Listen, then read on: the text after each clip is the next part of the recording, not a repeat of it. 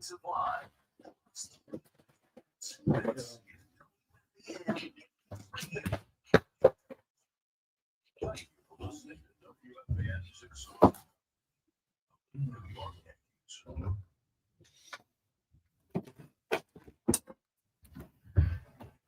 This is the story of the one, and the one who does whatever it takes to keep the power on in his community. And he wants a partner like Granger. It's the same. Granger offers the professional grade products he needs. To harnesses to hard hats, plus provides dependable delivery, so he can rise to every challenge. Call 1-800-GRANGER, go to Granger.com, or just stop by. Granger, for the ones who get it done. Some things can fill your sunshine.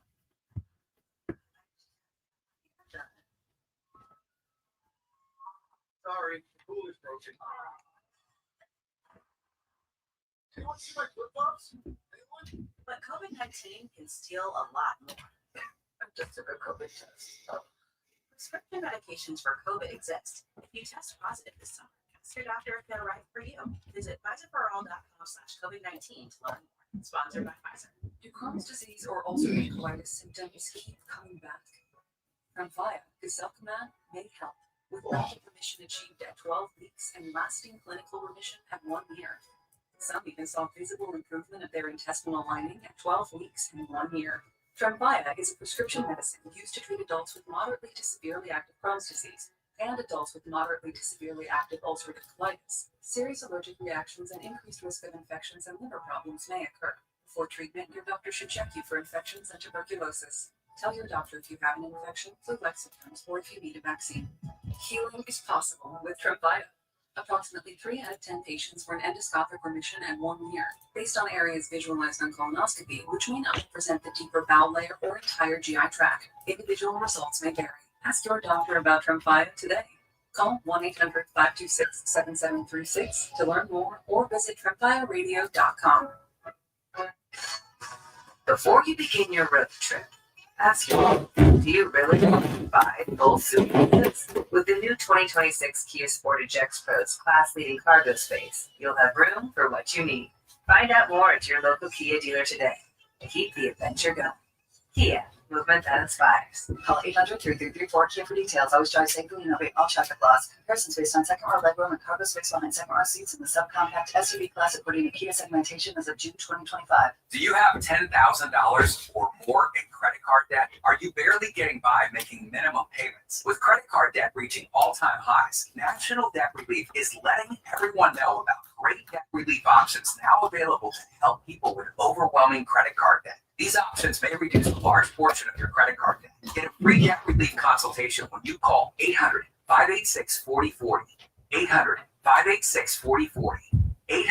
800-586-4040. Town Fair Tire has the area's largest selection of Bridgestone tires.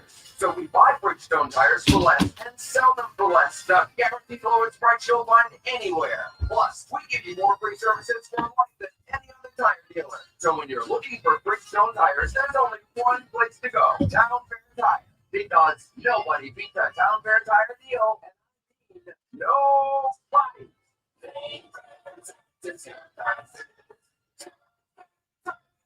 Now at Verizon, lock in our low price, plus free roaming included in Puerto Rico. Discover the best mofongo. Host that perfect sunset on La Isla and save big with Verizon. Switch and get 4 lines for just $30 per line. See? Just $30 per month with unlimited welcome with autopay plus taxes and fees. Plus calls, texts, and data in Puerto Rico included. So you can use your phone. Stop by your New York Verizon store today for unlimited welcome in times of congestion, unlimited 5G and 4G LTE, maybe temporarily slower than other traffic, domesticated 2G speeds.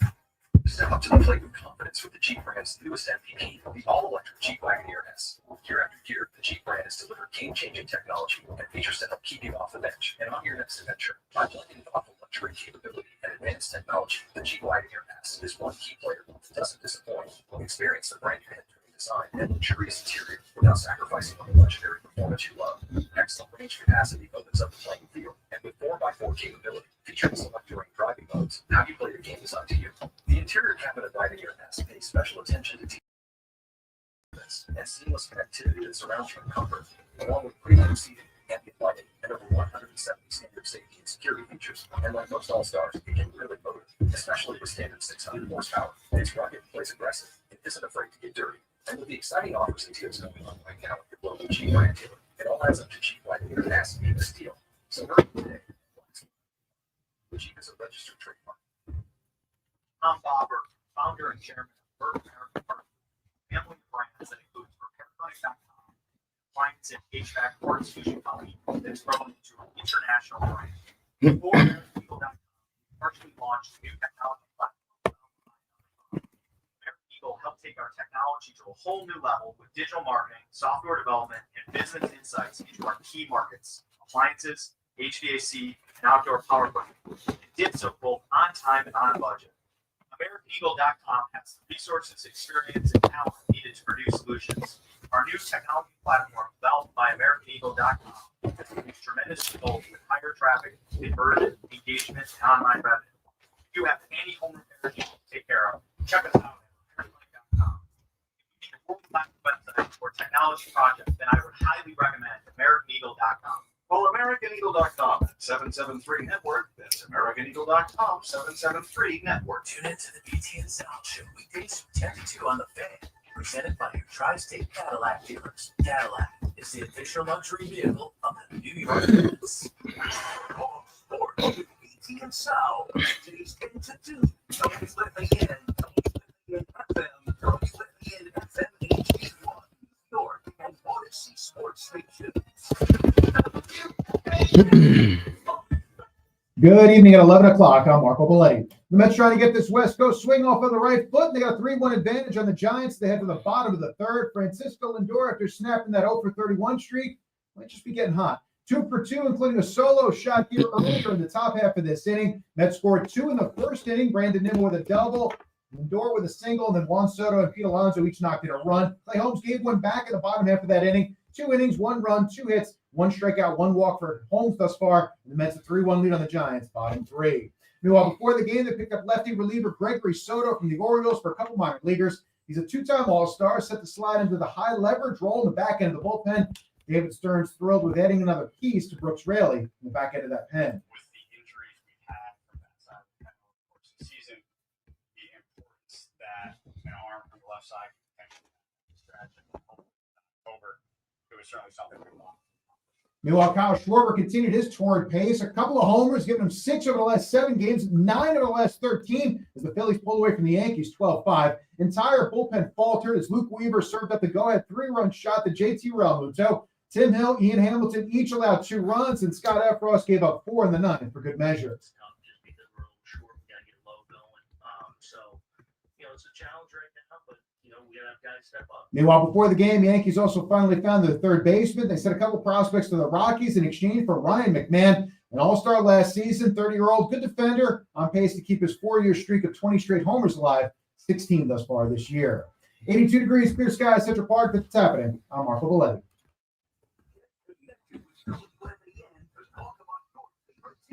I thought I did tell that story last night. I did.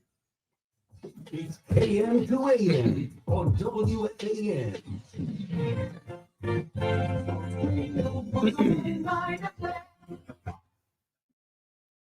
Yeah, I'm freshly back from Yankee Stadium, and I'm not even mad. Yeah, I am mad, but I'm tired of being mad. It's a long week. It's Friday. We're going to talk about everything, but I just can't go into the negative vibe. 888-808-1019. Hit the line one time. I want to talk to you. I'm going to lay out. I mean, you guys have heard me talk about these New York Yankees all week, all month. You heard of the June boom swoon. Well, in July, you cry. Ah, man. That one was fun until it wasn't. And those South Jersey, Pennsylvania, South Jersey dirty Philly fans in our building chanting Eagles. I'm not going to spell it out. If you were in there, you knew what time it was. Where do we begin? Let's go back. Today, the Yankees made a trade for Ryan McMahon. And you know what I always say? The greatest rivalry in baseball is Yankee fans versus other Yankee fans.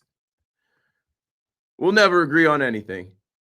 We hate each other, we fight each other, and I don't know. I would hope that it's more like a 65, a 70-30 splits. 70% of the fan base that says, yeah, good move. Because you don't know the guys that they gave up. 70% of the fan base is not familiar with the two arms that they gave up. And this is a huge hole filled. And this is a guy whose name we've been talking about for a couple years now. And this is an upgrade over what we have at third base. And it's not a rental. Well, what happened there? And I don't know, man. The Colorado pipeline continues from DJ LeMahieu to guys like Michael Tauchman to, I don't know, Adam Ottavino, Holiday. There's been a bunch of different guys from Colorado that have come here and had some success. So when I saw the trade today, I said, oh, what's this? Okay, what did we give up? When we gave up two guys that were not top 10 prospects, not household names, not guys that Yankee fans are really familiar with, I'm like, okay, you got to give to get. And it made me think about this.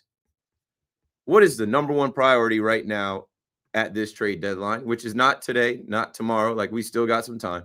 I would say the number one priority was loud as hell tonight. If you watch that game on Apple TV, if you listen to that game right here on the Fan, if you went to the game, it was loud what the Yankees need. Third base is cool. Ryan McMahon, come on down.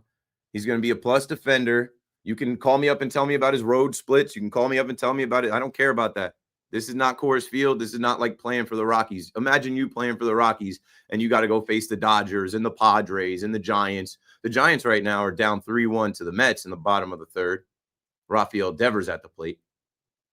I think Juan Soto had a ground out to drive a run in. Pete Alonso had a sac fly to drive a run in. And then Juan Soto had a double to drive the third run in. And I think it was a double by Devers in the first after a single. And, that first run scored. So it's 3-1. We'll keep an eye on the Mets out in San Francisco. It's cold out there. And it's exactly the opposite of what it felt like in the Bronx tonight. So, yeah, Ryan McMahon, we'll talk about. Call me up and tell me why you hate him. Call me up and tell me why you love him. I think you got to give the guy a chance to fail, right? I think you got to give the guy an opportunity to come here and see what version of himself we get. Don't tell me about the $16 million or what he's owed. Like you gotta invest some money into the team, and the Yankees have money, and it's not like this is going to stop them from doing anything if they're serious about winning. And I think they are serious about winning, right? I would hope so. With this deadline tonight, it was loud that, okay, you don't give up your top guys. Even all the rumors about, Spencer Jones, right? Are they going to trade Spencer Jones? I don't think so. And Spencer Jones was pulled from the lineup with the Rail Riders today. And Jack Curry made sure everybody knew, like, hey, it's because of back spasms, and it's not because of any trade potential. So Spencer Jones, I think, is off limits. George Lombard Jr., we'll see. But where I'm going here is that you didn't give up top prospects to get Ryan McMahon. You would have probably had to give up top prospects to get Eugenio Suarez, and I'm fine with that. They have filled the third base hole. He'll make his debut tomorrow, and now Cashman gets to continue to wheel and deal and try and get us some bullpen help. 888-808-1019. That's clearly the need. 10 runs given up by the Yankees bullpen. When I say it was fun while it lasted, or it was fun in the beginning, like, it's Friday night. It's Anthony Volpe bobblehead night. Shout out to Volpe homering. He had a ton of his family members out there. I'm glad that they got to see that. The Yankees, I knew early in this game, obviously Belly scores or Belly homers, and the Yankees score first, and then Wells follows up. And I kept saying to myself, 2 is not enough. 2 is not enough. Because you know who you're facing. The Fighting Phils of Philadelphia. They've got a hell of a lineup.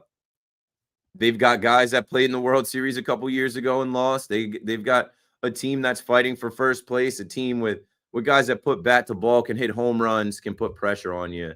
Kyle Schwarber is a demon. what an absolute beast that guy is. He's on a tear right now from winning the All-Star game. He has not slowed down. And yeah, I knew once Will Warren came out of the game and he had a little bit of trouble, his pitch count got up there, but the will to Warren, like, I'm not mad at Will Warren at all tonight. Will Warren is a whole rookie, bro.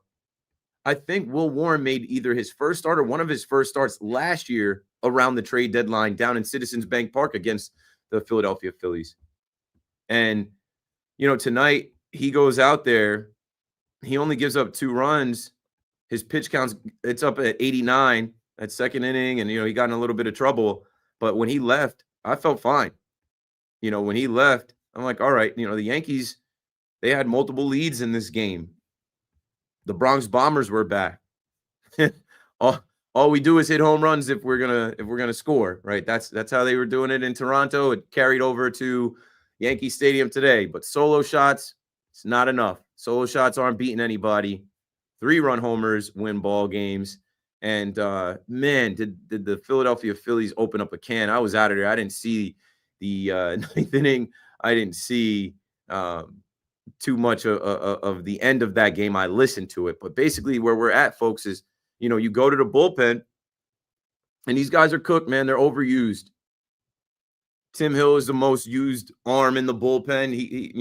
He's out there multiple times a week, and I can't even be mad at him. Luke Weaver,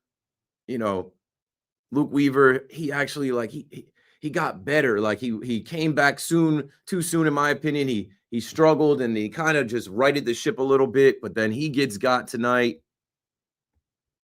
Folks are going to make a lot about Paul Goldschmidt and him trying to throw out Trey Turner at the plate. Trey Turner is one of the faster guys. Everybody knows that. I mean, you can be upset with him not, holding that ball, putting it in his pocket or whatever, but he wasn't getting Trey Turner.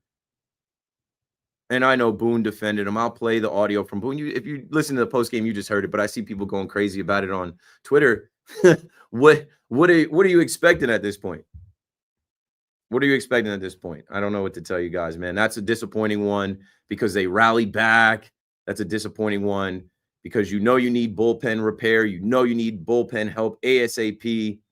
And it just did not work out the way that we had hoped. And, you tip your cap to Philadelphia. The Phillies are a good team, man. They have a lot of guys that can hit, not just at the top of that lineup, which obviously Trey Turner with 4 hits tonight, Schwarber with 3.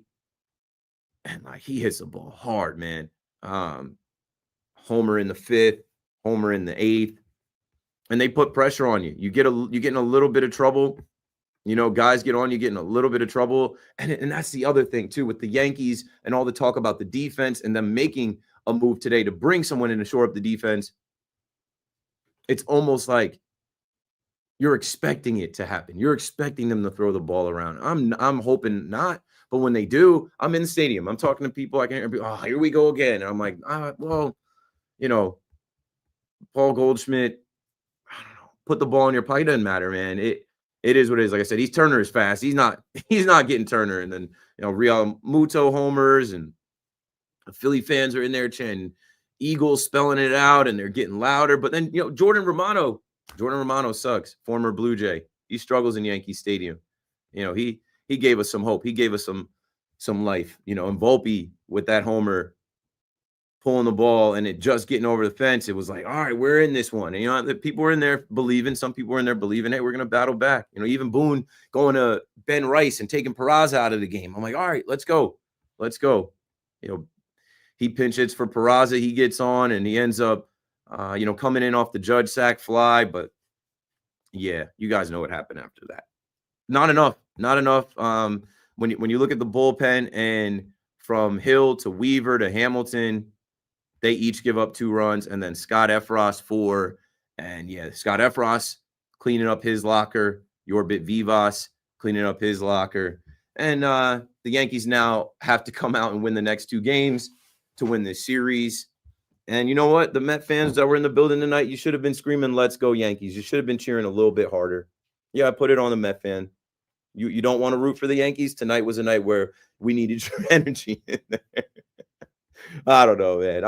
I'm not gonna let this one get me down. It sucks because, like I said, they opened up a can of whoop ass late. Like when people look at the box score that didn't watch the game, people that weren't there, they're gonna say, "Oh wow, the Yankees got smoked." But no, the Yankees had 2 leads. The Yankees rallied back. I mean, the Yankees were up 2-0. The Yankees were up, 3. Stanton homered, Volpe homered, Wells homered, Belly homered. Judge had a little bit of a rough go, but did have the sac fly. And you're just looking for answers. You're looking for bullpen help ASAP.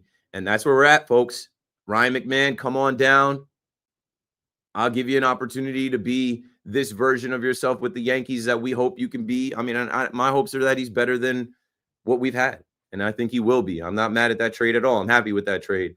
But I think there's more. That trade looks better when they add some high leverage relievers. We need another lefty out of the pen. We need somebody with swing and miss stuff. We need somebody that's just got a low ERA. Like, I don't know what they have to give up to go get it. But I think now with this game tonight, after you make your first move and your bullpen gives up 10 runs, it is screaming. It is so loud that you need to revamp this bullpen. If there's anything you do, it's to revamp this bullpen. But, I mean, you need starting pitching help too. Will Warren is a rookie. He battled the will to Warren. He gave up the 2-run bomb, but whatever, the Yankees were still in it. I'm not mad at Will Warren. I was honestly fearful for Will Warren because he struggled against National League teams with good lineups.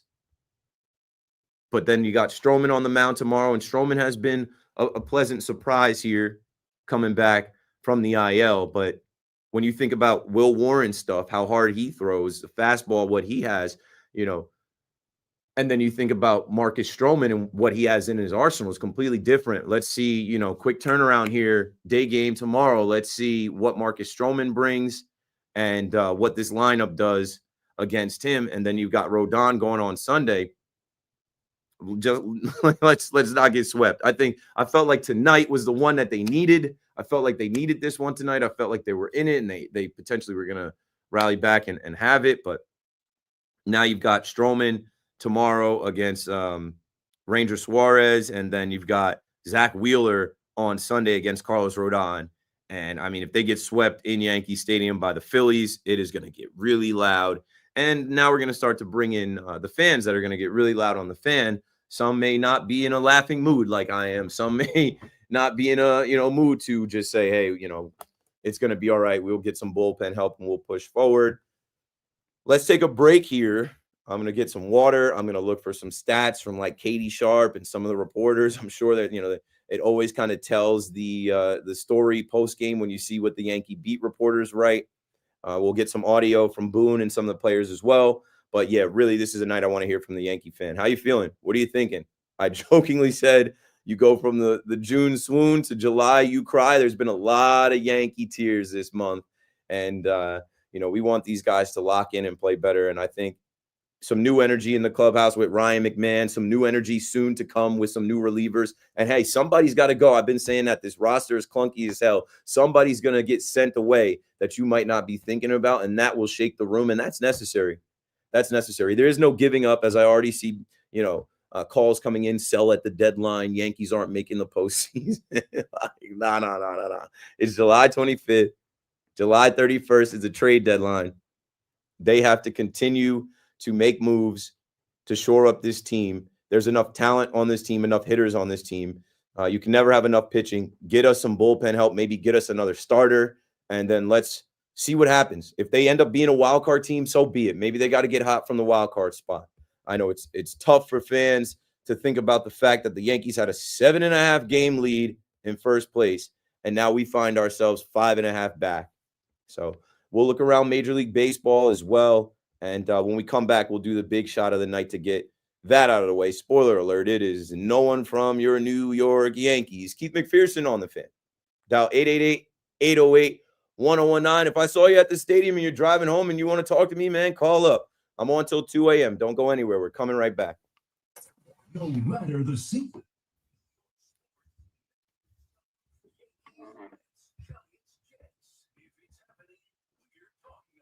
I'm in the chat.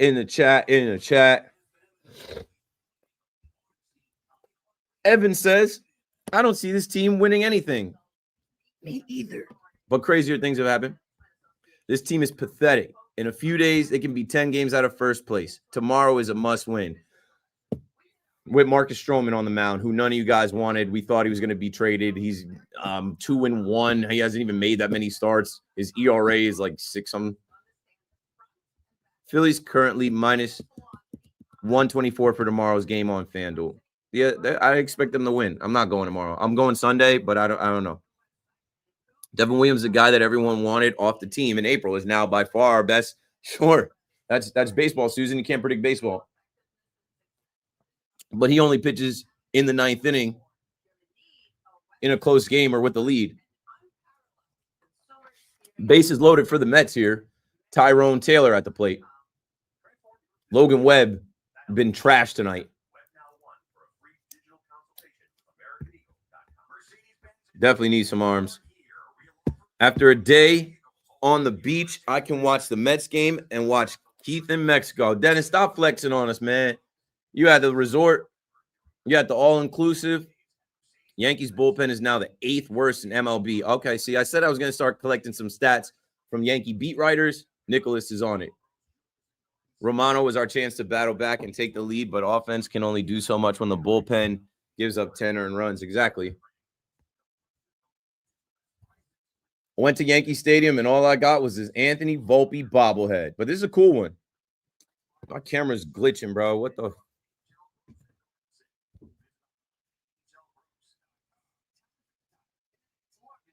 All right. Hold on. Let me try something here.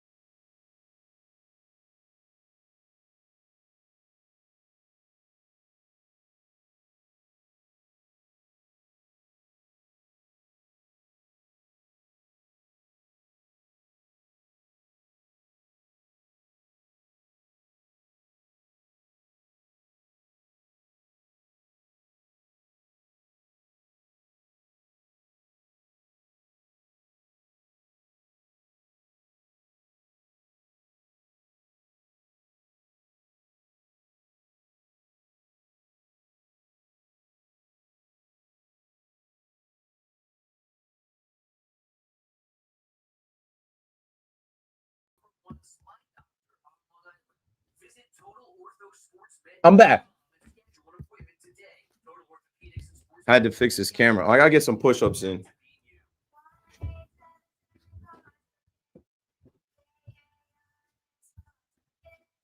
Ooh.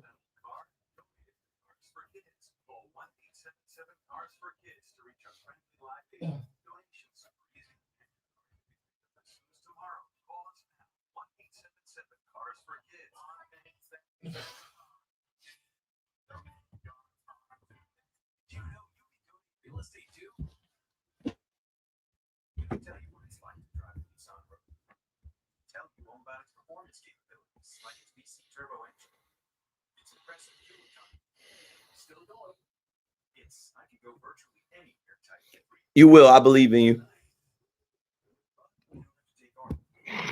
They're trash.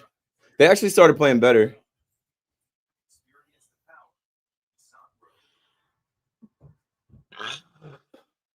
What about Yon Duran?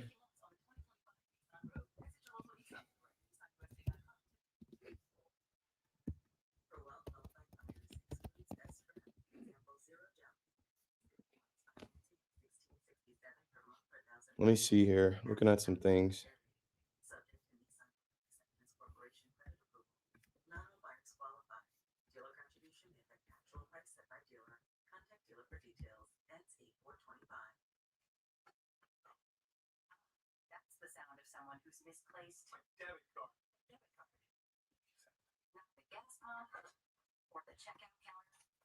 Or the roof of your car.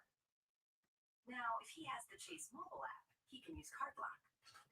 Bro, I told y'all the Alexis Texas story last night at the very end of the show. What other story did I promise?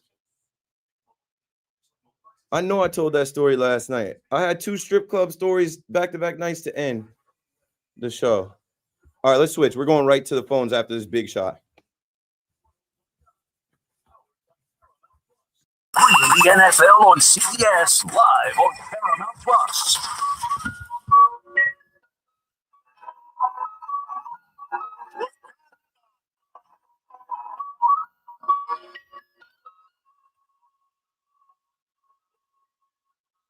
The big shot of the night is brought to you by WFAN and me, Keith McPherson. Bright lights in the big city, but we got to leave New York to find the big shot of the night. Now, this one is historic. This one, I don't know if we've ever seen this. Nick Kurtz from the Oakland, Sacramento, soon-to-be Las Vegas A's had a historic night. This guy went 6 for 6 with 4 homers, 8 ribbies, 19 total bases. If you had him in your parlay, he cleared. Imagine putting together a ridiculous parlay and putting $1 on it. That's why I don't bet anymore. Whenever I see stuff like this, I'm like, bro, what? I just saw something recently about how Brent Rooker has smoked so many people's parlays betting on him. But hey, put your money on Nick Kurtz. One of the greatest offensive games in MLB history. Everybody's talking about it on baseball Twitter. 19 total bases ties the MLB record set by Sean Green on May 23rd, 2002. Every baseball fan that was old enough remembers that day. This kid just went crazy. Jeff Passan writes, never in baseball's 150-year history has a player finished a game with at least 6 hits, 6 runs, 8 ribbies until Nick Kurtz tonight. His 19 total bases tie Sean Green's single-game record, and Kurtz had 1 more ribby. There's a genuine argument. This is the best game ever. And he did it against the Houston Astros, so good for him. That's crazy. I'm looking at the highlights now. Sometimes you were just on one. Sometimes you were just seeing a beach ball coming at you. And this guy, no matter what they threw, they should have stopped pitching to him. He was on it. So that's your big shot of the night. I don't like giving it out to losers. The Yankees lose again. And I don't know. I have a different feeling about this one. Because you know what? And let me say this too, because, now we're getting to the point where, I don't know, I feel like people are being critical of me. Like, I love the team, bro. So much so, I think I started my show the other night. I'm like, man, I got to wear this stuff. When they embarrass themselves, they embarrass a lot of us. A lot of us just have the Yankees as 50% of our personality, our brand, our whole being. Anybody that knows us, that, these diehard Yankee fans, there's so many of us. Anybody that knows you knows, you're feeling some type of way when the Yankees lose like this. But, it's not, it's baseball. You're going to lose. And it's not how you lose, or it's not that you lose, it's how you lose. And tonight was a game that just got away from itself at the end late. And you point to the bullpen and it's not a surprise. It's not something we didn't know. I'm not confident. Who's in your circle of trust? Tim Hill, Luke Weaver's he's 1 foot in right now. Ian Hamilton's not really in the circle of trust. He's here, but he's not dominant. Devin Williams, you're not going to see Devin Williams in a game like that. Scott Efros, no, he's gone. Tim Hill, he's just overused, man. He's been overworked. So, with the Yankees, I was ready to come in today and say, hey, you get a win like that, everybody loves you. You perform, you don't got to hear it. You win and everybody's happy. You execute, you play clean baseball, and didn't happen. We get embarrassed again, and these Philly fans are heading back down the turnpike to South Jersey, and they're laughing and enjoying themselves because they got to see Kyle Schwarber and Trey Turner and JT Realmuto and these guys do their thing in Yankee Stadium. And then there's the Yankee fans hey, we should have had Kyle Schwarber. That conversation's coming up. We should have had these guys. How come we didn't go after Trey Turner? Bryce Harper wanted to be a Yankee. Bryce Harper was 0 for 4 today. But anyway, let's hear from the fans that call the fan to talk about the New York Yankees. Tony's in the Bronx. Stadium's way clear now. What's up, Tony? Keith, what's going on? Just trying to not doom and gloom and mope around, walk around, work like a loser. Oh, come on now. Are you kidding me? mean, so I'm calling in to tell you that we're not even going to make the postseason with the team. So I'm a loser, and I'm doom and gloom. No, Are you not kidding me? you. Even Me. my wife. Me. Listen I to me. can't do My it wife anymore. is a nurse, and she's like, they're done, sweetheart. Wow. I said, I know. I told you. And so, Keith, and so we're doom and gloom. And so we're like losers. Are you kidding me? The losers of the game, Keith. That's who the losers are. So if we can get that straight, then we can have a normal conversation. How's that? Let's continue. The Yankees are the losers, and we are just the paying customers, and we deserve better. Keith, let me tell you, I agree with you. We didn't give anything up for McMahon. I agree with you. 217 is better than 165 or whatever Peraza and Bus was giving us. I agree with you. I agree with you wholeheartedly. I'll take that, and I didn't want Suarez anyways, but the thing is, okay, so we did a little upgrade on that, like 10 runs. 10 runs for this bullpen. I mean, who? Who's bringing in here? Nelly, and we're bringing the rest of the 90s old team. This team is done, and it's going to keep going up. Where's the accountability? Keith, I told you last week and the week before. Where's the accountability with Booney? There is no accountability with Booney, okay? So we can keep behind going closed back doors, to that. there is, Tony. You don't know what they're saying behind closed doors, Tony. He's holding everybody accountable. But I know what they're showing us on the field. I don't care what's going on behind closed doors. Can you show something on the field? And now you got Goldie with errors? Oh, my goodness sake. I'm surprised they didn't throw Volpe's bobblehead in the field. And my wife and I were talking about that. No, He that's was a sweet bobblehead. it's I got mine right here. It's got him sliding. Thanks for the call, Tony. It's got Volpe sliding, and he's even got a little fade. His hair looks good, and of course the helmet is coming off, and it's got this little spring for the helmet. I actually haven't opened it. I'm gonna open it right now for the live stream so you guys can see. I mean, at least I got my bobblehead. I'm good for that. My bobblehead collection is nice. Oh yeah, look at this. Look on the bright side of things. 47,000 plus 18,000 got themselves an Anthony Volpe sliding bobblehead. That's a nice bobblehead. That's one I gotta put that one up right away because the rest of them they're either just in a batting stance or whatever. This is different. But yeah, I hear you guys. I'm just not gonna end my Friday night on a negative note. I mean, before you know it, we'll be talking about the Mets, the Make It Happen Mets, 6-1. They're doing it. Yup, they didn't want to root for the Yankees to beat the Phillies, but they're handling their business in San Francisco. So I don't know. I don't know what to tell you guys, man. I'm not quitting on the season. The deadline approaches. That was not a great outing tonight, but it wasn't piss poor. It wasn't them throwing up on themselves completely. They were in the game for 7 innings. They battled back. They rallied. That was a fun game until it wasn't. 888-808-1019. AJ is in Portchester on the Fan, and AJ knows that Aaron Boone holds everybody accountable. We just don't see it on Yes Network. Oh, what's going on, Keith? Thanks for taking the call. You got it. What's up, man? Nah, man. I mean, watching the Phillies, I know that they had a great game tonight, but it reminds me of the Yankees when I was younger. The early 2000s, mid 2000s team. They just got those grinders, and there's guys listen, I don't want to get into the whole Harper should be a Yankee thing. That's something I believe in, but I'm a big Cashman guy. They're tough, I'm man. calling They got about a good Boone. team. They got a good team. They have a lot of good players in that 100%. lineup.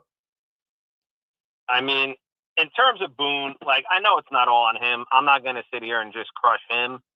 But at the same time, it's how long are they going to give this guy?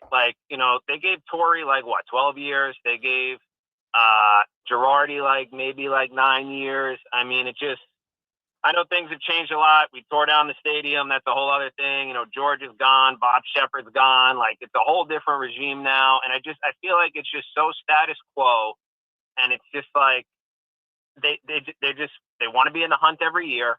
It's a crapshoot in the playoffs type thing. It's not the Yankees. And It's this Like, it's this what, version when, of the when are they Yankees. going to make a It's change? It's the 2025 and 2026 and 2027 because that is the 2-year contract extension Aaron Boone signed.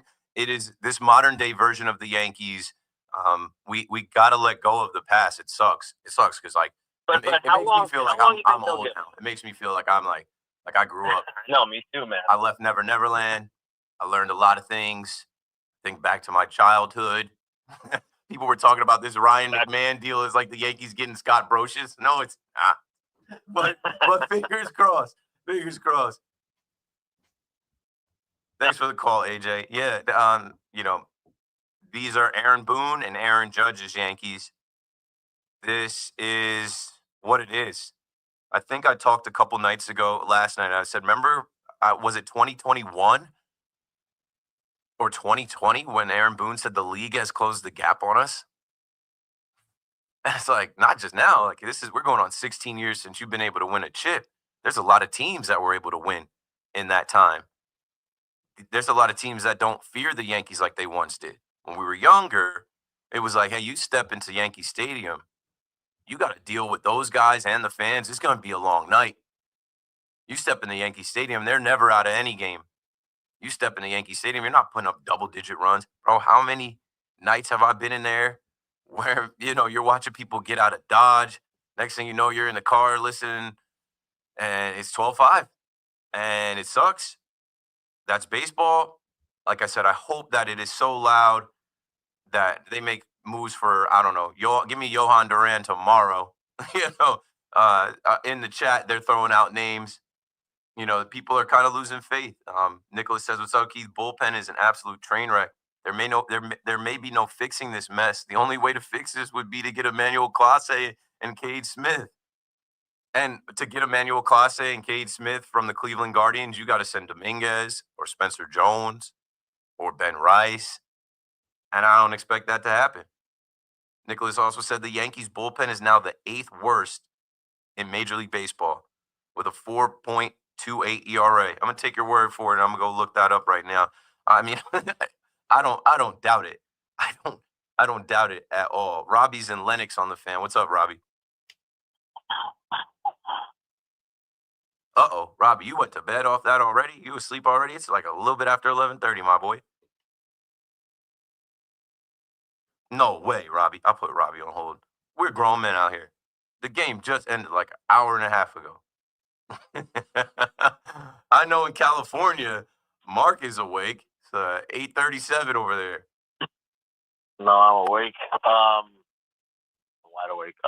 So Vivas is obviously going to be optioned to AAA to make room for McMahon. Yep, him and Scott Efros, it's already done. I don't know who else is coming up. Efros to pitch. stinks, bro. He stinks, bro. Yeah, he was a trade deadline acquisition in 2022. I was so happy on him, dude, and then he got injured, and then we didn't see him for a while. Cooked. He came back, he's kind of nice, and then all of a sudden he's injured again, and you're like, what the hell? But I think he's allowed, 6 runs in his last 2 appearances. It was like 6 runs or something like that. Bro. They might as well send him anywhere.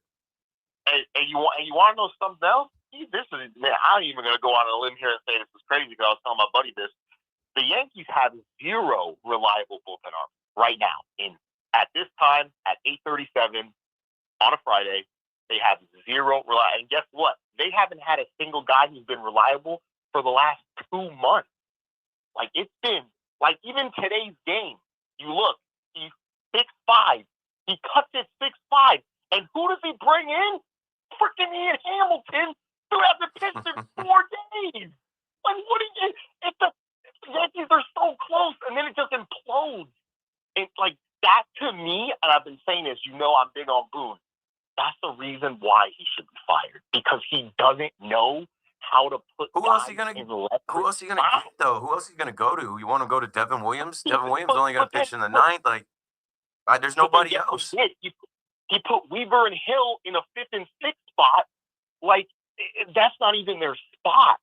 I know some people were saying they should have let Will Warren go a little bit longer. He's a young guy. He got up to 89 pitches. It is what it is. They made the decision to go to Tim Hill. Tim Hill gets the out, but then Tim Hill immediately gets in trouble coming back out in the next inning. And before it got too crazy, they went to Luke Weaver.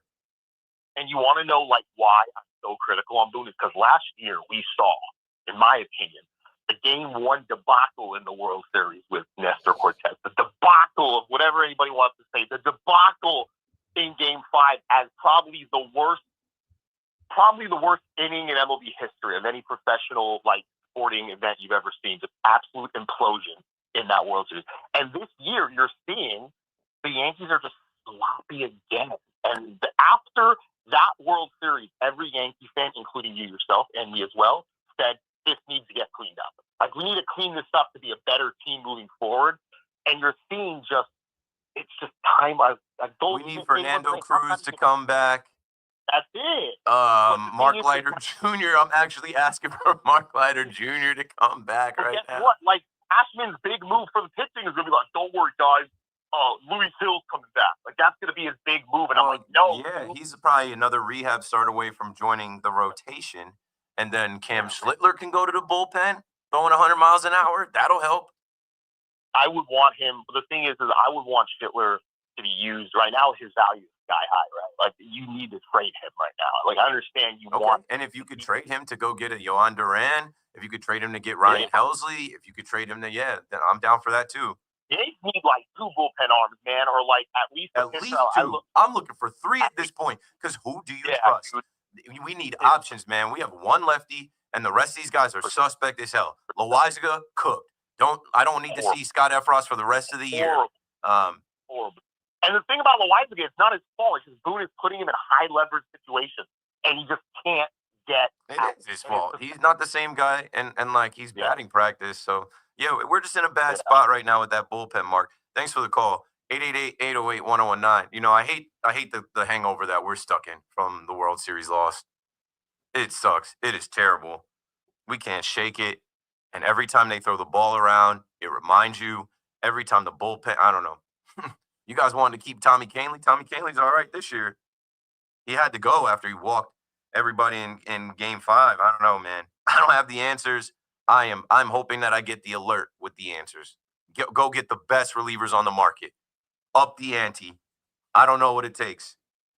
Don't be outbid. You know, go get the best available arms that you can get. I saw the Mets go out there earlier today and get Gregory Soto, left-handed pitcher from the Orioles. Obviously, the Orioles weren't going to send him to the Yankees. Would have been a nice addition. But the Orioles aren't helping us out. And supposedly Stearns have been working on that for weeks. It's going to get thick here. There's a lot of teams looking for bullpen help. There's a lot of teams that need bullpen repair. And I told you guys, there's a Cashman tax, just the cost of doing business with Brian Cashman. There are 29 teams versus the New York Yankees. They're not trying to help. The Rockies, they're like, yeah, whatever. We've dealt with you guys plenty. And we know you guys have been checking on this guy for 2 years. So here you go. Give us some arms. We're miserable anyway. Actually, the Rockies started playing a little bit better, but they're still the Rockies. And yeah, man, I don't know. Where I'm at is this bullpen tonight. They used Weaver, they used Hill, Weaver, and Hamilton. Tomorrow with Stroman, how deep in the game is Stroman going to go against this lineup? Hill threw 18 pitches, Weaver threw 16, Hamilton threw 19. I think they're all out tomorrow. But then who else is there? You know what? I know why this happened. It was on Apple TV. They didn't show us the bullpen budget. No bullpen budget. We don't know what's going on out there. Mario, Long Beach, next on the fan. What's up, man? Crazy. But I'm glad you're not too. I'm glad you're not too nuts today. So I'm going to try. I had fun, man. I had fun out there until until Schwarber hit that 8th inning home run, and I'm like, I gotta go to work. See you guys later. And then I'm in the car, and I'm like, wait, what is happening? Oh no, they're opening up a can of whoop ass on us. This is gonna look bad. Let's. I got something positive that I like out of the Yankees. I think it'll be nice to hear. Sure. Number one is Stan. Stanton is starting to swing the bat really good. Yeah, he was worrying me with his first couple at bats, but then he got that homer, and I'm like, that's what he's supposed to do. There it is. He had 2 Ks, and then he had that shot into the bullpen. What's he hitting since he's back? Is he over 300?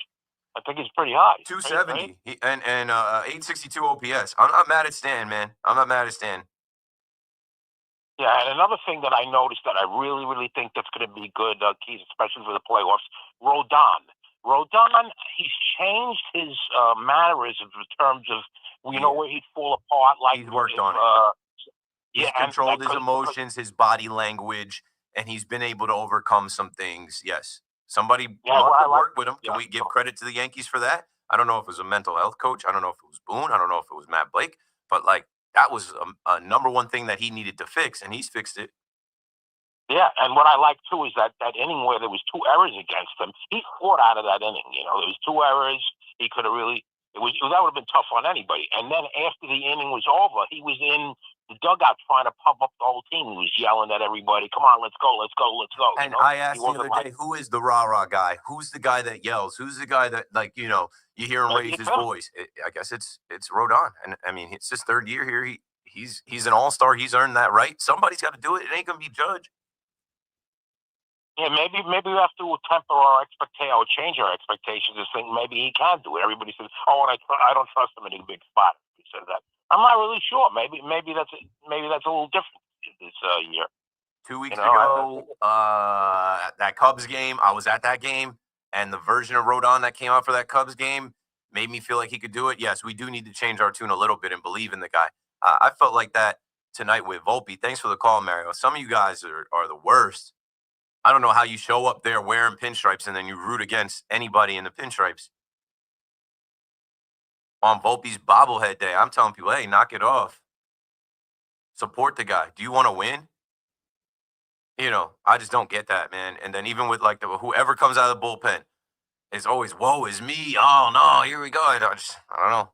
But I guess they've given you reason to feel that way. I guess you have plenty of reason to feel a lack of confidence, no hope, feel like here we go again. It's the same old, same old.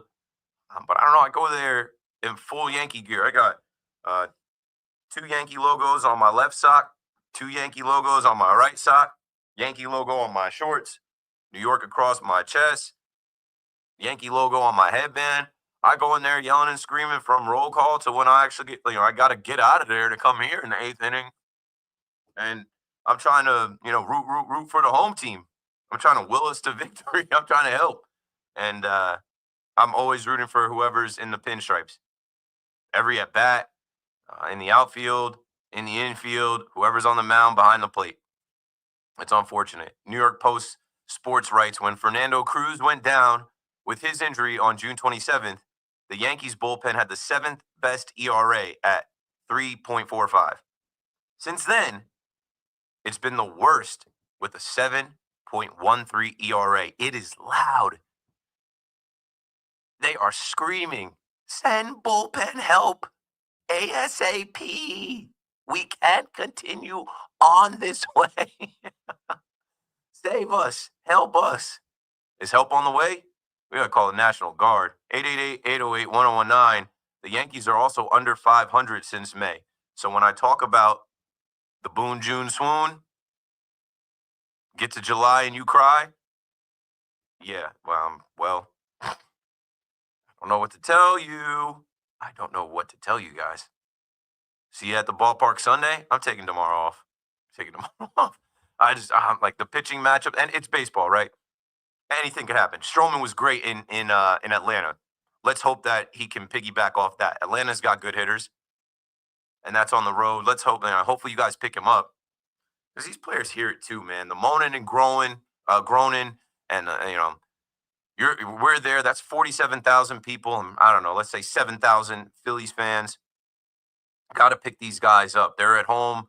We got to create a home field advantage. And like I said, that game was fun until it was not. That game was in reach multiple times. They had the lead. They rallied. They came back until it got away at the end with the bullpen. And now you kind of just scratch your head about who's throwing tomorrow? I'm like, can they trade for somebody tonight? Make a trade tonight to have somebody here tomorrow morning. I don't care about all the rumors about O'Neal Cruz or Brendan Donovan or we need pitching, bro. Whatever you have to do, Brian Cashman, to get the bet, start at the top. Don't difference makers. Don't go get these random ass guys like we've seen over over the years. Like what was the guy's name? Kenyon Middleton a couple years ago. Like, who, bro? Like, go get us some guys that we can be like, oh, this guy's nasty. Oh, this guy gives up nada. Yeah, we can go and like stack the deck. Historically, the Yankees bullpen is something that we have faith in, right? Cashman builds a good bullpen, and we can hang our hat on like the bullpen being a strength. But you know what? Injuries happen. Guys like Loizaga could come back. They're not what they were. Ian Hamilton is not what he was from the time he got hurt in the postseason last year. Tim Hill is just overworked, overused. His arm should be hanging off. It already is hanging off when he's hanging off the left side of the mound. Luke Weaver's not the same, but like, not for nothing, bro. You're reminded that like Luke Weaver, how do we acquire Luke Weaver? He was, and I know, and I'm not knocking Luke because I like his personality, his story, and what he became. But man, go out there and get the best. Go out there and get us 2 like elite relievers. You have the offense, right? And again, that's another thing. As I'm talking to people in there, oh, Ryan McMahon, did you look up his numbers? Yeah, I'm on Twitter all day. People are sending me this stuff. I'm muting conversations. I'm like, I don't care. They actually got a third baseman that's a Gold Glove finalist every year. Have you seen him play? You've seen him play against the Yankees. He's going to help Volpe on the left side. He's going to clean up the defense that pains us. And in Yankee Stadium, that left-handed bat, hopefully he can hit some short porch homers, use that to his advantage. And he's not going to be batting 5th in the lineup. He's going to be batting 7th or 8th. And the offense isn't the issue. They can score runs. The offense isn't not the issue. They hit home runs. They just didn't have anybody on. That's what's really bothering me now, too. It's like they are literally the Bronx Bombers. It's home run or nothing. Judge added on a sac fly. But go back and look at yourself. From Toronto to this first game of the series, it's like, damn, the Yankees don't score unless they hit the ball out of the ballpark. That's not a recipe for success either. Got to have some small ball. Got to have just some other ways. Maybe Ryan McMahon can put bat to ball. I know the numbers tell you no. He's going to strike out. The numbers tell you that on the road he's terrible. But, he's going on the road. He's got to face the Dodgers in Chavez Ravine. And he's got to go to Petco Park and face the Padres and the Giants. And I just think it's going to be a good change of scenery for him. I think he's the type of guy that, he's a good player. He's probably going through the motions half the time with the Rockies because they don't stand the chance. Now he gets to join a team that was in the World Series last year. And I know last year is over. But, fingers crossed for Ryan McMahon to be a plus, which I think he's obviously going to be a plus over Peraza. And, hey, shout out to Peraza-Palooza one more time. We had one more time with Peraza tonight. He had a knock, stolen base. I don't know. I just heard the post game there, maybe Peraza stays to back up Volpe and be the backup shortstop to maybe give him some rest days. I don't know, man. Trade whoever to get this bullpen right. Anthony's in Brooklyn on the Fan before we get to the break. Ant, what's up, man? You got it. Hey, Keith, real quick. I mean, before I get to my point, I drive an 18-wheeler, so I always look forward to hearing you after the game or whoever's on. But can that post game be any longer? Oh, my goodness. Just going through it. Well, he tries to be funny. He's a nice guy, but oh, my, I got to relive the whole, I listened to the whole game. Especially after you. Yeah. So a night like tonight, getting to the ninth inning. I know. But, the point I wanted to make is, we've had Dominguez in the Yankee system since he was 16. I don't think he's ever going to learn how to play the field if he doesn't know now. Trade him, get some good bullpen, because I really think you can, because there's a lot of teams that look at him and think of the potential, and I really think you could shore up the bullpen if you trade him, but I'm fine with it because, Spencer Jones is knocking on the door too. So it's like, hey, if you need a 4th outfielder, go ahead. But there's some people screaming, no way, you don't trade Dominguez yet. He's young. He's still developing. But it's like your point you just made, he's been in this Yankee system since he was 16. And there's a lot of people that tell you it don't matter if you move him to center field, left field or center field. He just doesn't have the instincts. He doesn't make the right first step. He doesn't get the right jump on the ball. Man, that play in Toronto, it's like, come on, man. Come on, man. We've been going through this since we saw you in spring training. He's too busy trying not to look bad, and that's what hurts him. He runs into the corner, and he's afraid the ball's going to get by him, or so. No, Yeah. I totally agree with you. Thank you. We don't have time for it. Thanks for the call, Anthony. We're trying to win now. This is another year of Aaron Judge's prime. This is another year that the Yankees are supposed to be able to get back to the World Series in a weaker American League, which I don't believe the American League is weaker or weak. It was weak last year. But, funny enough, it was weak last year, and we hang our hats on, oh, they made it to the World Series. Judge said it the other night, oh, no, this is a team that made it to the World Series last year. Okay. I watched you guys struggle in June. Watched you struggle in other parts of the summer, up and down on the roller coaster. Luckily, you got out of the gate well enough. And, when it came time, you got Giancarlo Stanton, Juan Soto, Gleyber Torres, Judge. You got guys like that in your lineup against the Royals and the Guardians. You better get to the World Series. But then you get to the World Series, and, some folks will tell you the run differential was so close and that, maybe if that first game went different, I don't know. The Dodgers were the better team. Shohei Ohtani was hurt, but we didn't even see like the real Ohtani. Freddie Freeman, I don't know what they shot up in his ankle, but he turned into Superman. And yeah, we're still living in that, what happened to us in the World Series can't happen again. And it's just happening over and over again. They haven't fixed it yet. Defense and pitching was supposed to be the emphasis of this pivot. Was supposed to be, okay, this 2025 team, we're going to get pitching and defense, and we're going to lock things up. We're still working on it. This is the last time to actually get it done right now at the trade deadline. Here comes Ryan McMahon to help with that. Get us some relievers. Keith McPherson on the Fan. I'll say good morning on the other side. Don't go anywhere because we're coming right back. It's Boomer and Gio. Mornings on the Fan, 101.9 FM. We're getting into that territory now because we're very close to the trade deadline, where it all encompasses Brian Cashman. Brian Cashman's name comes out of everybody's mouth. Yep. Now for the next 2 weeks. Listen to Boomer and Gio on demand on Apple Podcasts, Spotify, or wherever you get your podcasts. If Twisted Tea Hard Iced Tea was your best friend, it would be the kind of friend that starts an impromptu dance party in the supermarket aisle that turns into an all-day pool party where you're at your place. You don't even own a pool. Twisted Tea Hard Iced Tea turns any day into a legendary adventure. It's smooth and refreshing real iced tea with just the right kick of alcohol. Twisted Tea Hard Iced Tea. Keep it twisted. Twisted Tea Brewing Company, Cincinnati, Ohio. Please drink responsibly. Stepping into the Kia K4 or K5 isn't just getting behind the wheel of any average sedan. It's stepping into what's next. With a K4, it's stepping into a world that's exciting. With a K5, it's one that's bold. The Kia K4 and K5, the next movement for sedans. See your local Kia dealer or visit kia.com to learn more. Kia, movement that inspires. Call 800-333-4KIA for details. Always drive safely. I'm Colonel Callahan of the New Jersey State Police. Many crashes happen when drivers pass too closely. New Jersey law requires you give at least 4 feet when passing pedestrians and bicyclists. If you can't, slow down to 25 miles per hour. A little caution goes a long way. Connecticut's best value is at Town Fair Tire. They honor all manufacturer and valid competitor rebates, offer the most free services for life, plus give you the guaranteed lowest price. Nobody beats Town Fair Tire. Nobody. D'Agostino, law, bite back. I'm injury attorney John Ryan D'Agostino, nicknamed The Closer, continuing D'Agostino and Associates' legacy of helping the injured for over 35 years. My father, John D'Agostino, built this injury firm to help accident victims. This is John D'Agostino, and this is a family firm. For us, it's about doing what's right and making sure somebody pays for your pain.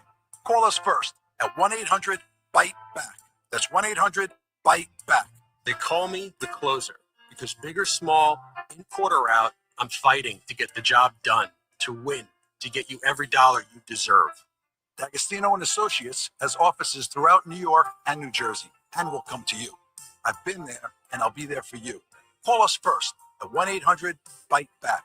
1-800-BITE-BACK. That's 1-800-248-3222. We're always talking New York sports on the Fan. Hey, baseball fans, go yard with BetMGM, the sportsbook born in Vegas, all season long. BetMGM is offering top odds on your favorite home run bets, fast and convenient ways to play same-game parlays, special boost and tokens, and so much more.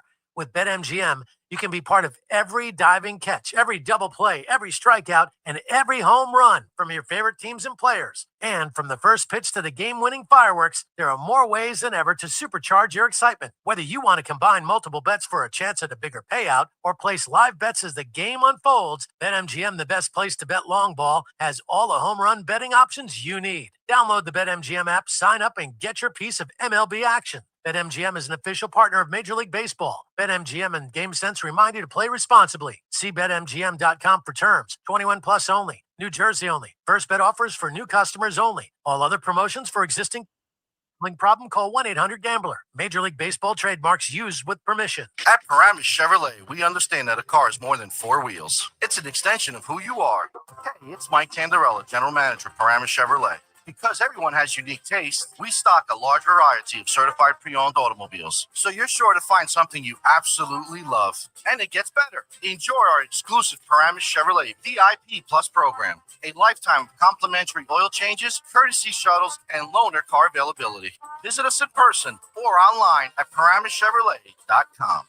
Thank you for making Total Wine & More America's #1 online source for spirits, beer, and wine. Better than all those delivery apps. Total Wine's prices are up to 30% lower with super fast delivery and no hidden fees. Order direct at TotalWine.com and pay less today. Drink responsibly, B21. Uh-oh, Rod's buzzed. Oh, yeah? Yeah, he's starting with the whoops. Good thing is, he knows when he's buzzed. Know your buzzed warning signs? Call for a ride when it's time to go home. Buzz driving is drunk driving. A message from NHTSA and the Ad Council. When you're hiring, have you ever felt like you're missing out on meeting great candidates? Well, they're not hard to find when you go to ZipRecruiter. ZipRecruiter helps 10 million people with their job search every day. People who are actively looking for jobs like yours. So it's easy to find the right person fast. 4 out of 5 employers who post on ZipRecruiter get a quality candidate within the first day. Try ZipRecruiter for free at ZipRecruiter.com/free. That's ZipRecruiter.com/free. For all station contest rules, go to WFAN.com/rules. We're talking New York sports. WFAN, WFAN FM, WFAN FM HD1, New York, and Odyssey Sports Station. Good morning at 12 o'clock. I'm Marco Belletti. Mets lead is 6-1, top of the 6th inning in San Francisco as the bats have gotten going. Brandon Nemo's driven in a couple of runs. Francisco Lindor, a couple of hits. He's also gone deep. Juan Soto, Pete Alonso, Tyrone Taylor driving in the other runs, while Clay Holmes wavered, but able to battle through 5 innings, 104 pitches. That's a season high. 1 run, 6 hits, just the 1 walk, couple of strikeouts. His night is obviously done. So 5 innings from Clay Holmes in line for the victory. Mets with a 6-1 advantage on the Giants in the 6th. Looking for more. Meanwhile, they made a move before the game to get hard-throwing lefty reliever Gregory Soto from the Orioles. That for a couple minor leaguers. Carlos Mendoza looking forward to getting his newest option. His ability to come in games when there's high leverage and there's pressure there. So obviously a piece that he's gonna help us, and I'm excited about it. Yankees didn't find solace in the Bronx. Kyle Schwarber went deep twice. JT Realmuto, the go-ahead 3-run shot as the Phillies roll the Yankees 12-5. Bullpen allowed 9 runs over 3 1/3 after Will Warren gave up 2 over 5 2/3. Yankees remain thin after injuries and usage in that pen. That war of attrition, so it's hard to get everyone in a really good spot. And you know, they got them tonight. Couple that with the Blue Jays' victory, the Yankees find themselves 5.5 games back. Before the game, they also sent a pair of pitching prospects to the Rockies in exchange for third baseman Ryan McMahon. And how about the night for Nick Kurtz of the A's? 6 for 6. 4 homers, 6 runs scored, 8 RBIs. He's the only player ever to put up those numbers. First rookie to ever go deep 4 times in a game. Just the 20th time that has ever happened in baseball history. The A's club the Astros 15-3. 81 degrees, clear skies, Central Park. That's happening. I'm Marco Belletti. Get the scuttlebutt on your favorite team, the Fan, on the Odyssey, iHeart, and TuneIn apps.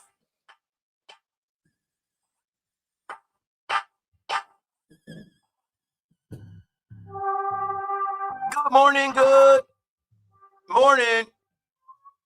Well, it might not be that good for you if you're a Yankee fan. You don't think that the Yankees are going to repair their bullpen and win, but they might. Keep McPherson on the Fan. It's not going to doom and gloom you. It's Saturday, July 26th. I'll see you guys down in Asbury Park at House of Independence for the Makeshift Project Live with myself, AJ, and Big Justice. We're going to have a good time. down there at the theater, turning up for a couple hours and really just bringing the internet to real life. Anywho, I'm not going to stick with the Yankee conversation the whole time, but if you want to call me up, Vinny, I'm coming to you next. We can do that. Got to turn the page to Marcus Stroman on the mound and hope that they can bounce back. There is another team in this town, though. They're not playing in this town, but they're playing those Giants that used to play in this town. So I know there are a lot of New York fans paying attention to 6-1 Mets over Giants out there in San Francisco. Lindor is back. Juan Soto is Juan Soto. Brandon Nimmo, too. So I think I gave you the early ride-along update that, some small ball in the beginning of the game. Lindor ground out, Soto ground out, drove in the first run. Pete Alonso sac fly, second run to make it 2-0 in the first. And then Elliot Ramos singled, Rafael Devers doubled, and then Willie Adames ground out, scored Ramos to get the Giants on the board. And then the Giants were able to, in the next inning, they didn't tie it up. They had a little bit of traffic, but they stranded a couple runners. And then the Mets continue to pour it on after a couple innings. It's funny, they showed Jung-Hoo Lee up there, and he's got 6 home runs on the year. And I'm like, remember he came to Yankee Stadium? Did he have 3 home runs? I know he at least had 2. He's got 6 on the year, of course. Anyway, we get to the third inning. Francisco Lindor hits his 20th homer to put the Mets up 3-1. Juan Soto continues with a double. And as we proceeded on, we're all the way in the bottom of the 6th now. This game is rolling. That's another out. Still 1 on the board. How did they get the other 3 on the board here? Tyrone Taylor. After Brett Beatty singled, Francisco Alvarez singled, Tyrone Taylor grounded into a force out, and Brett Beatty scored, Francisco Alvarez at third. That made it 4-1. Brandon Nimmo had a single to score Francisco Alvarez and Tyrone Taylor. That made it 6-1, and that's where we currently stand. There's some Mets fans in the stands out there. I wanted to go out there. It's not Candlestick anymore. It's Oracle Park now. When was I close to going and I had to cancel? I was going to go to Bottle Rock. My sister was doing her glitter art, her sparkle bar business at Bottle Rock, and I was going to go out there to support her and help her. And on the way out there, I was going to go see the Brewers play the Giants in San Francisco, but I remember now. That was the same summer that I auditioned for WFAN, and I auditioned for WFAN on August 25th, 2021. And I told my mom and my sister, I'm like, I'm not going anywhere. I'm not going across the country. I'm like, what if they hit me up and they want me to do another shift? Like, I was trash. I need a mulligan. I'm like, they might call me back. If they call me back to do an overnight something, I don't know. I gotta hang tight. So yeah, I never went out there. And they did call me back, and I didn't have to do any more auditions. They just were like, hey, come in. You got it. Here we are now. Fast forward almost 4 years. 888-808-1019. Vinny is in West Nyack on the Fan. What's up, Vinny? Hi. Listen, I think I'm a long Yankee fan since 1964. Okay. It is time to get a new general manager, to get a new manager probably at the end of the year. They got to change course. It's not working. It hasn't been working. They don't get ball players that are ball players. No third baseman. The shortstop is not a ball player. Dominguez, how do you have a guy that is not able to field in the outfield? The worst outfielders are those that maybe don't have a strong arm. He's the Martian. He's out in outer space out there. If you come out into the system, you should learn that craft, at least to be an out to catch balls. Maybe you don't have a good arm. And they should identify in spring training if he's on skates and he's still not up to the major league level, probably shouldn't do that. Probably exactly. But he's got so many other things, the speed, the switch hitting, the power, that they're like, we can overlook the defense until ball finds you. Ball will find you. Ball don't lie. Exactly. And they got a lot of guys like that. They're not good ball players. They don't know how to play the game. They got a couple of guys that obviously Judge you don't touch. I like Chisholm. I like Belly. You know, Cody Bellinger, man. Bellinger and Rice. I think Rice has. I'm thinking Rice maybe should be their catcher. When I've seen him catch, he's been calling good games. Yeah, he could get more opportunity, but they got two other left-handed catchers. That goes back to it's time to trade. It's time to Brian Cashman. But stay with me, Vinny. If Brian Cashman got fired after this season, they would need Brian Cashman to help hire the next guy. He would have to sit in on all of those meetings and conversations. No, they got to let him go, and they got to. Yeah, I don't. You know, I got to wonder if the Steinbrenners really care about winning championships, and maybe it's just as long as we get a team in, even if they get eliminated after one round, we have great attendance, we get good revenue, everyone's happy. I mean, George would never stand for this. Yeah, thanks for the call, Vinny. I don't think everyone's happy. You know what I'm saying? Like, let's go back to losing the World Series and letting the Dodgers party all over our field. And, they played Frank Sinatra, and I was one of the people screaming, yo, please. Like, at least tonight when they got whooped like that, you didn't hear, bam, bam, ba-da-da. Somebody decided, okay, we hear y'all. We're with you. Like, that's the song that we're supposed to sing together when we win. We can change that up. That one hurt. Did they celebrate being American League champions? Did you see some type of banner or pennant go up on opening day? In 5 years, 10 years, 15 years from 2024, there will be no, hey, the 2024 American League champions are coming back to the ballpark. Hey, Yankee fans, come celebrate the 2024. Like, they care about winning. But does it drive them insane? I don't think so. I put on my Instagram yesterday, because I'm very competitive. I don't know. It does drive me nuts, but I don't play. There's nothing I can do. I do this. This is how I try to affect change. You guys hear me every night crying on the fan. You hear me every night pleading. But, there was a quote card where, I guess I said this. I said, who do you think you are? You're mid. You're not the upper echelon like you once were, talking about these Yankees. And then I put some, writing over that on my story, and I said, nobody wants to win more than me. I just got to call it like I see it. Stop living in the past. This is not the standard. It was never the standard. It's not good enough. But you have this image of George Steinbrenner talking to the team about what they represent and playing for the Yankees and the pinstripes and holding them accountable and almost threatening them to the point where they feared not performing because they could be sent out of here.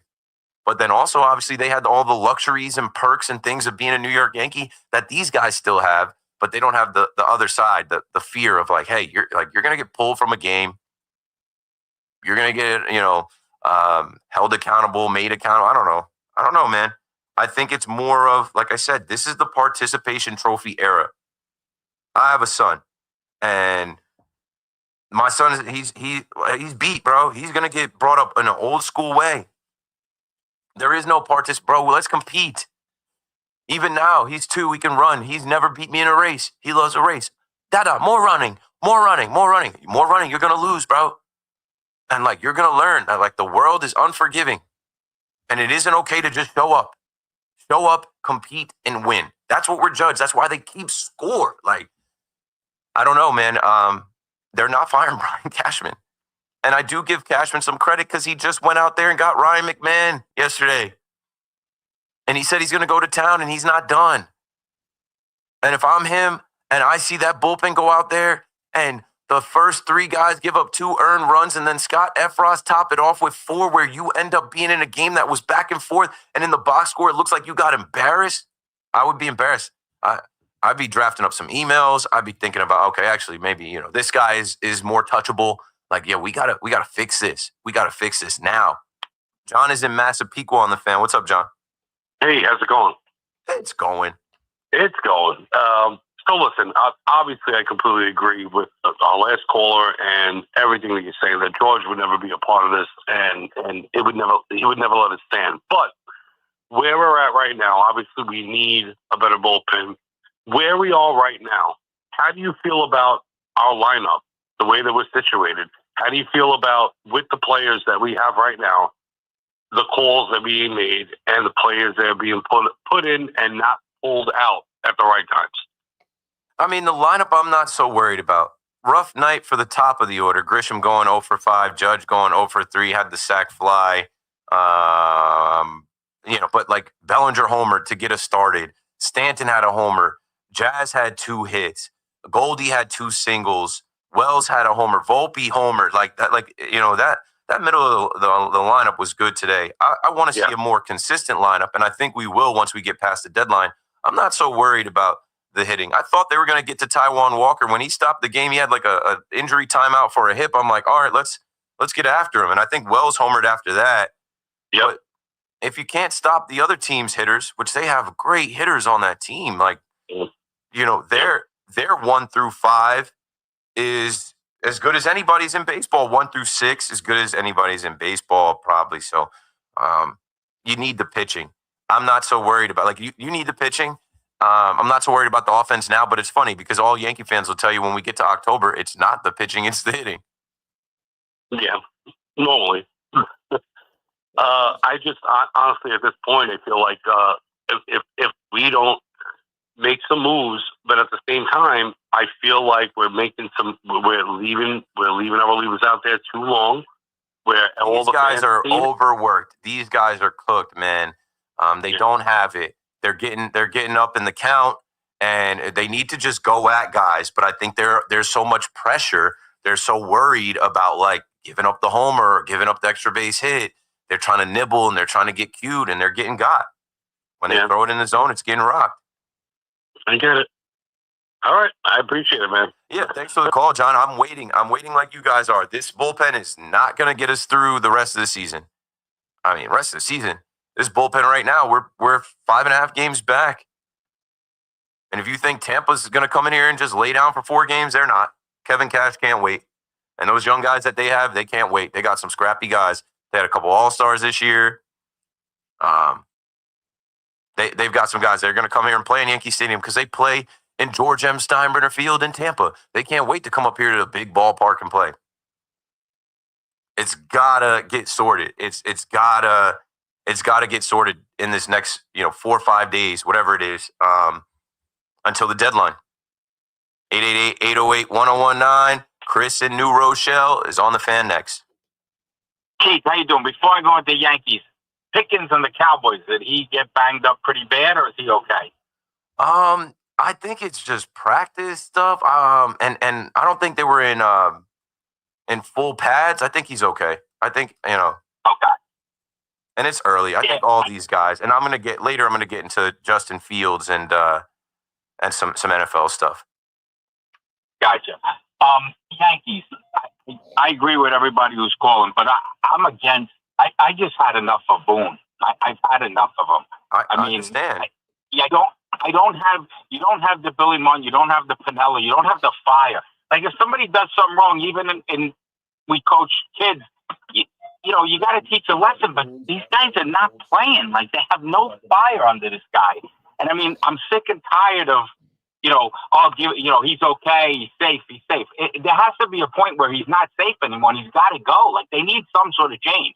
I mean, even at the major league level, if you do some sort of change and you shake them up, shaking a lineup is one thing, but shake it up, shake the team up. You got to do something because it's pathetic right now. Yes, I hear you, Chris. And I mean, let's talk on both sides. Let's say they fired Aaron Boone. If they get swept by the Phillies, they fire Aaron Boone on Sunday night.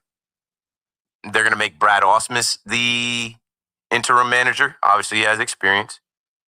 But, are these guys going to follow behind Brad Ausmus, or are they going to go in the tank because they love Aaron Boone? That's all we hear is that they love Aaron Boone. They love playing for Aaron Boone. I would love playing for Aaron Boone, too. You could go out there, wet the bed, and when he goes to talk about it, it's like, no, bed was dry. He got up, he went to the potty. What are you guys talking about? Those sheets weren't wet. My son still wets the bed. Last night, I caught this guy. I had the video I sent to my wife. My wife woke up this morning to me because I'm just up at all times of night, especially coming in after this. And I catch my son now in the bed or in the crib. He's taking off his diaper. I'm like, bro, look, I go in there. I'm like, yo, keep this on, bro. because we're not gonna have the fire drill where you pee the bed or you do number 2, then we gotta wash the sheets, wash your blankets, wash your stuffed animals in the middle of the night. Anyway, with Aaron Boone, they can't fire him. They just gave him an extension because he got to the World Series and these guys love him. The captain of the team loves him. You're not going to get any fire. The days of the Billy Martin, even like I brought up Pat Murphy, who won Manager of the Year. I loved how he called out Joey Ortiz. When the press asked him, hey, why is he sitting? He said the manager's pissed off. The manager gets to make the decision. With Boone, what you're hearing from him in the postgame is what he's paid to do. You think he's not mad? We've seen Boone get mad. And that's what I say to you guys. You guys watch him on Talking Yanks. He can get mad at John Boy and Jake over Zoom. He can also get mad at any umpire. Any umpire that he gets within a foot of, he's turning up on him. So I've seen him get pissed off. He's not going to get pissed off at his players because that's not what they want him to do. He's not going to go into the media and say anything negative about these players, man. It's not. So, if you think that's going to shake up the room, I don't think that's going to shake up the room in a good way. But I understand a lot of y'all are tired of it. I know a lot of you are saying that this era of the Yankees is Aaron Boone. And I've told you it's obvious. The country club, the laissez-faire attitude, the anything is acceptable, anything goes, the cool dad vibes. We see them in the post game. And I just think that there can't be a complete on and off switch of okay, he's in the post game like that. Then he gets in the clubhouse. Listen, you got to do this. Blah, blah. It doesn't happen like that. You think he told Goldie, hey, Goldie, don't throw the ball away like that. No. Let's hear what Aaron Boone actually said about Paul Goldschmidt. I actually laughed when I heard this. And I don't care anymore. I laugh because I'm like, that sounds about right. That sounds about right what Boone would say. And I'm not mad at Goldie either. He wasn't getting Trey Turner. But listen to this response in the post game when asked about that play at the plate. Yeah, so we're in at the corners, up 1, playing back in the middle. What complicates there is Turner's the runner on third. So, as soon as it's not hit hard to his right, but, Luke knows that too. So he doesn't want to run. So it's just trying to make a play. It's a little bit in no man's land. We're not going to make the play. And, but we gave up a base with dive throw. Oh no, there's another one. We gotta queue up. I'll send the tweet because I don't want to talk about it, but it's when he talks about Goldschmidt himself. I'll send you the tweet, Jack. Let me take a call and I'll do that right now so we can get that queued up. A Day is in the Bronx on the Fan. What's up? Oh, is it me? I think so. How do you pronounce your name? A Day? A Die? A Day. Okay. Yeah, I was praying that you called me next because I was just laughing at this conversation with Boone. It's the same conversation we've been having for years. It hasn't changed. To be fair, I just started watching the Yankees maybe last year. Last year because they went to the World Series? Okay, tell me more. Not because they went to the World Series, but just got whatever back reason. to it. Because Aaron Judge is great. Because they got Jazz Chisholm. Sure, go on. Tell us more. Soto and all that stuff. But here I am, right? I'm still with us. And so what position was Aaron Boone when he played? Third base. Okay, okay, exactly. So when was the last time the Yankees had a third baseman that was really good? Really good? Alex Rodriguez. Exactly. Okay. You're playing into my hand right here. Here's my theory, right? So what happened to Alex Rodriguez? Did he He got old. And they ushered him out. He was forced to retire, right? Mm-hmm. Because he did, and he was 6 home runs away from 700? Something like that from the mile. Something like that, right? Yeah. This is a Yankees third base curse. Oh, we got a few of those. We got a weak third base. We got a Brett Gardner curse in left field. That's why Dominguez can't field because they ushered Gardy out in a way where it was like, come on, bro, he deserved better than that. Yeah. Okay. I can see that. Because I used to watch the Core 4 and all that, and then I stopped, came back, and I'm just like, what is going on here? And look, Aaron Boone, I love the fact that he's a good guy in the clubhouse and everything. And thank you for hearing me out. I just really we're not really we don't really, the fans don't really finish care about last, that. man. We got to win the World Series. Like, it's got to get dead ass serious. Like, it's got to get tougher. There's got to be some tough love. It's got to be cutthroat, man. Enough already. That's where everybody's at. That's where everybody's at. We were raised on, with Joe Torre, who's a catcher, by the way. I think catchers should be the manager. He was a catcher too. Sure. And to top it all off, right? This Aaron Boone never won the World Series. He never won it. He does not have a ring. He just does he's not a part of the greatness. He did hit that walk-off home run, right? There's a new streaming show called Game 7. I believe he's featured in that. Oh my goodness. I mean, it's too much glory. I feel like it didn't really amount to anything because did they lose to the Marlins or was that the Diamondbacks? We lost. Yeah, I mean, it was just let's just let go. Honestly, just let go of Boone. I'm trying to tell people they're not going to let go of Boone, but I'm trying to tell people to let go of the past, man. We're far from the days of the Yankee dominance and that standard and that culture and those guys, the way that they played. But yeah, Old Timers Day is coming up. We'll be able to reminisce. Thanks for the call today. 888-808-1019. And, I'm eventually going to start talking about the Mets because, the Met game is getting closer to finishing. They are now through 7. But before we do that, I'm still going to take my Yankee calls, and I do want to play the audio where this video right now has over 106,000 views.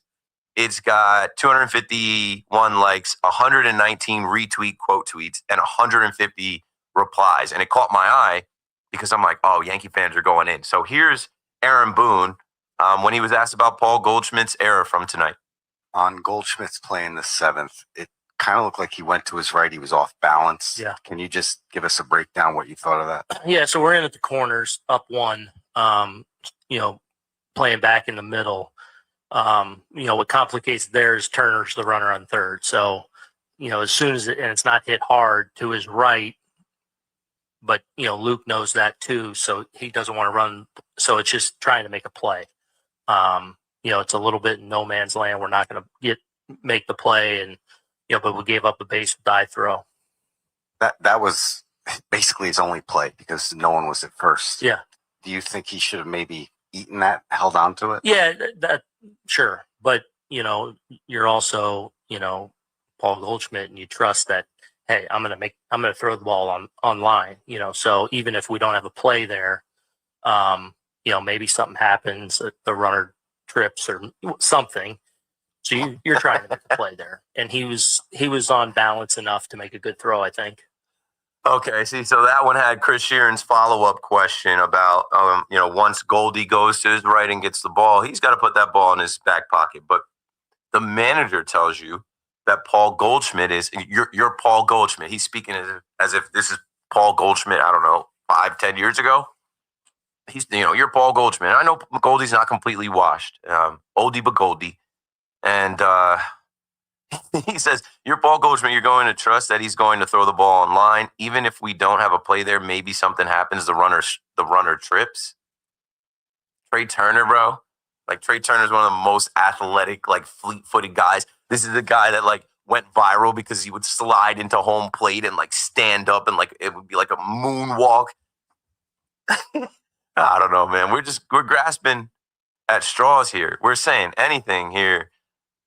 Paul Goldschmidt is probably a year away from retirement. He might sign with somewhere next year. He's 37.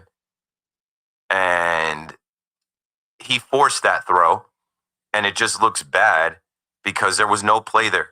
Trey Turner is fast. It would have taken a perfect throw, which he didn't have, a perfect catch, tag, and they still might not have got him. So, yeah, just don't throw the ball around the diamond because it just adds to everything.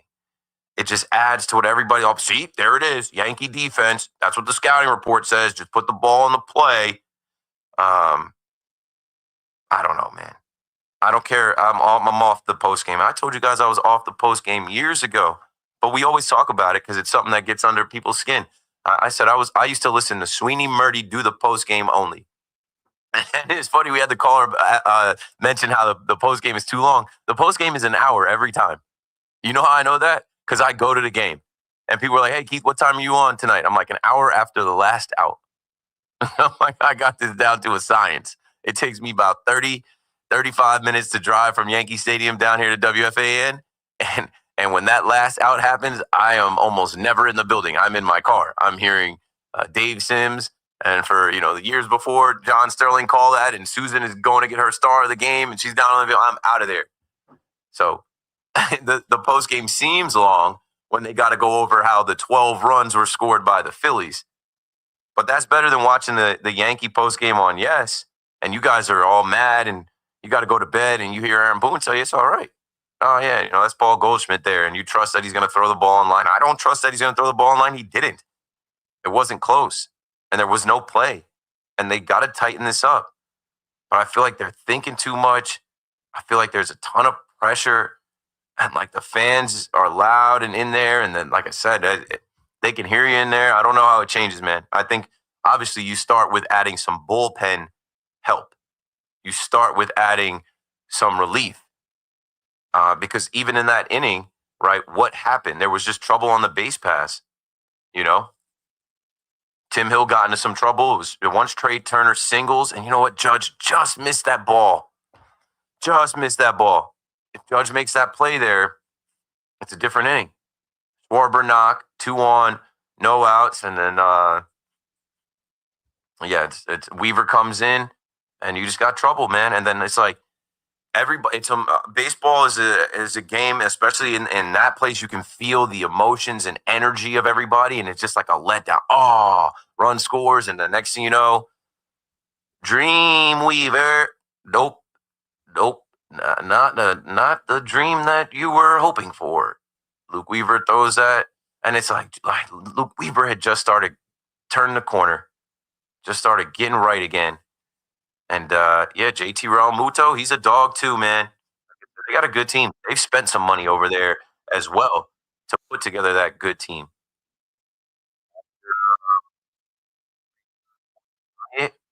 And you've got trouble on the base pass, you absolutely cannot let that happen. Second pitch, 88-mile-an-hour changeup. JT Realmuto is like, boop, got it. I saw that one ricochet into the bleachers, bro. Damn. All right. 12:30.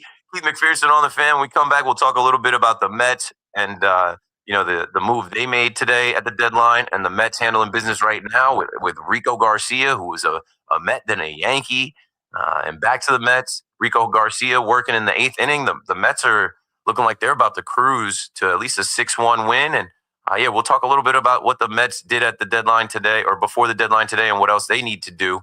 And we'll keep taking your Yankee calls and Mets calls as well. But as we get to 1 o'clock, the 1 o'clock hour, I'm going to talk about American football. KM to AM returns right after this. The Yankees and Phillies meet up in the Bronx. 105 today. Get me up, baby. Get me up. It's a home run. Driven by G. That was an extraordinary Susan Walt.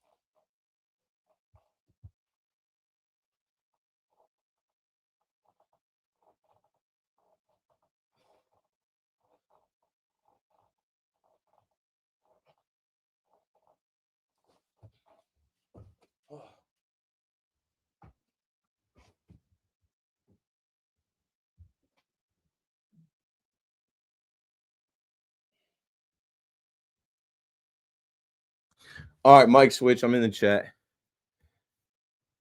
They're just out there dancing at the San Francisco game. They know they're losing. Their fans are just out there bopping. Chat was going crazy. 11:35 in the chat. Appreciate y'all on a Friday night, man. Appreciate y'all rocking with me, man. You guys want to drink these Yankee tears? They must be tasty. They must be tasty. But yeah, Keith McPherson on the Fan live on YouTube, on Twitch, on Twitter. Mostly, most of these people come from Twitter. I think the YouTube experience is a little bit better, in the chat at least. But because I am blessed to have a decent little following on Twitter, that is where most of the people come through. Went to the Yankee game tonight, took that L. But I had fun, man. Got me a Volpe bobblehead. Saw the gang. Back and forth game. Thought we were going to win. Then I knew we weren't going to win. But, yeah, we're just talking through some stuff, man. Yo, again, shout out to Tyler for the super chat. This page is monetized. I do make money off this. Nothing crazy. Enough to go get my hair did. Enough to pay the lady to make my hair look nice. A month, once a month.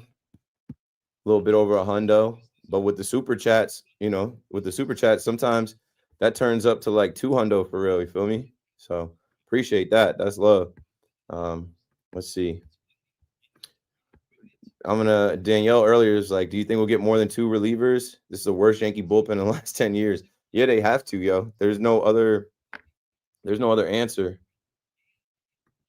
Some of the, repeat members of the chat community in here. I need to come up with a name. Someone was like, yo, what do you call your chat? What do you call your, I'm like, I don't know. The night crawlers, the night watch, KM to AM. I gotta think of something catchy. To call y'all, man. A lot of like Rodney in here, Lone Silencer in here. A lot of y'all are the same people that be in here. Let me see if I can go back to some of the stuff that I missed in the chat. Of course, I heard that new Drake in Central C. I was bopping to that last night as I was in traffic trying to get out of here. The traffic coming out of here is crazy now since they opened up the Holland Tunnel again. Right, this is the last thing I said in the chat. Mitchell was like, yo, I want to buy you something. I had a couple people hit me up today like, yo, I'm at the stadium. I want to buy you a beer. I'm like, don't even worry about it. I'm driving. I got to go to work. Like, not for nothing. When I'm not working, I can go to the stadium and drink for free. Trust, there's enough people that rock with me in there when I don't have to pay for drinks in the stadium. I'm good, but I appreciate it. Monkey D. Louie in here. Friday night vibes, yo. That's what I said. I'm not going to let him kill my vibe. I'm not. It is Saturday morning now, but what's a bottle of water? $12? I wouldn't know. I get water for free in there. This water came from the stadium. And I have my own water. I didn't even crack yet. I might not even crack this one. I think I'm gonna leave this one in the locker for real. The stadium, and you'll see in August, I'm doing a little influencer deal with Poland Spring. The stadium has the Ford Field Club. They have Legends. They have a couple spots where you can get free water bottles. Poland Spring. I'm gonna do a whole video of me crushing water bottles in there. All right, we're back to the show. Hold on, let me switch.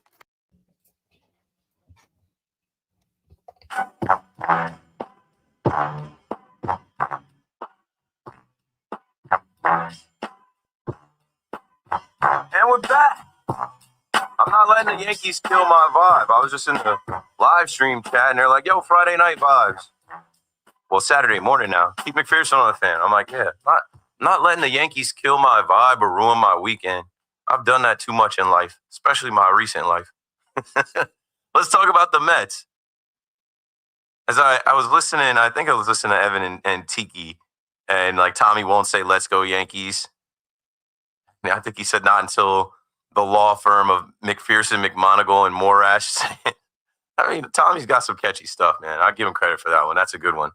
The law firm of McPherson, McMonagle, and Morash. I'm sure they could make some type of AI graphic of us in suits with like Yankee ties and our defense against the New York Metropolitans. But you know me, I don't hate the Mets. These are my Mets. I never watched more Mets baseball than I have in the last 4 years since I've been on WFAN. I used to skip right over SNY. Nope. Yes Network. They're right next to each other. Be like, oh, don't need to watch that. But yeah, I'm in here watching now. This game's on Pix 11. I always like when they do that. Brings me back to the old days. And the Mets are rolling, man. You know, it goes a long way when you have a good homestand, when you have your main guys break out of it, when you're able to sweep a team and you have that happy flight. I said, you know, they're about to go out there and face the Giants and the Padres, two teams fighting for, you know, position in the wild card. Dodgers probably win that division, and it'll be a good little test, right? The Giants are a team that has spent money on players. They made some trades. They got Rafael Devers, and Logan Webb has sucked tonight. And the Mets, top of the order, has done it. Nimmo's got 2 hits. 2 ribbies. Lindor, 2 hits. Ribby had a homer. Soto had a ground out that drove in a run, and then he had a double. Brett Beatty's got a knock. Alvarez got a knock. Mauricio's got a knock. So the Mets are 3 outs away here from winning this one. It's top of the 9th. They could add on, but they're up 5 runs. It's 6-1. And today they welcomed in another Soto. Another Soto to the team, not, you know, Juan Soto, but Gregory Soto, a left-handed pitcher coming out of Baltimore. And I think he was an all-star. Gregory Soto can be good, man. He could be a weapon for them.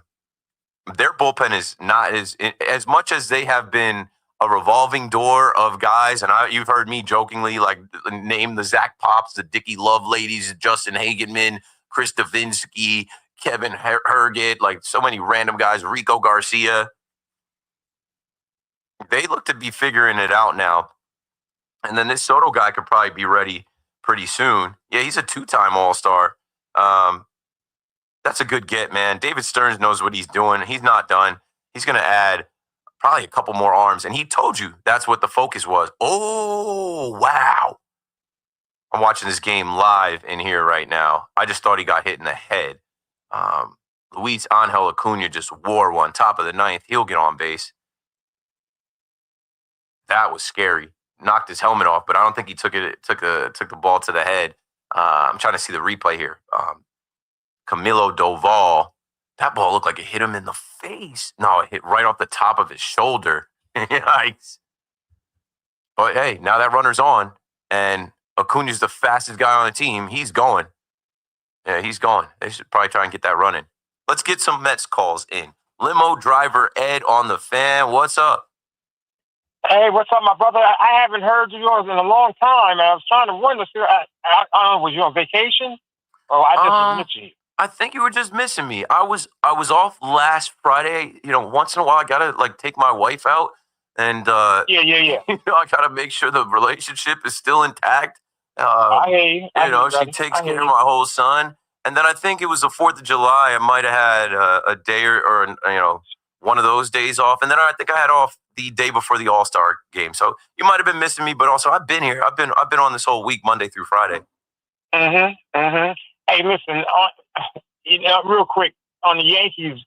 You know, I love the Yankees. I know I'm a Mets fan. You know that, but you know, with the Yankees, man, you got to realize too, you guys have a lot of injuries.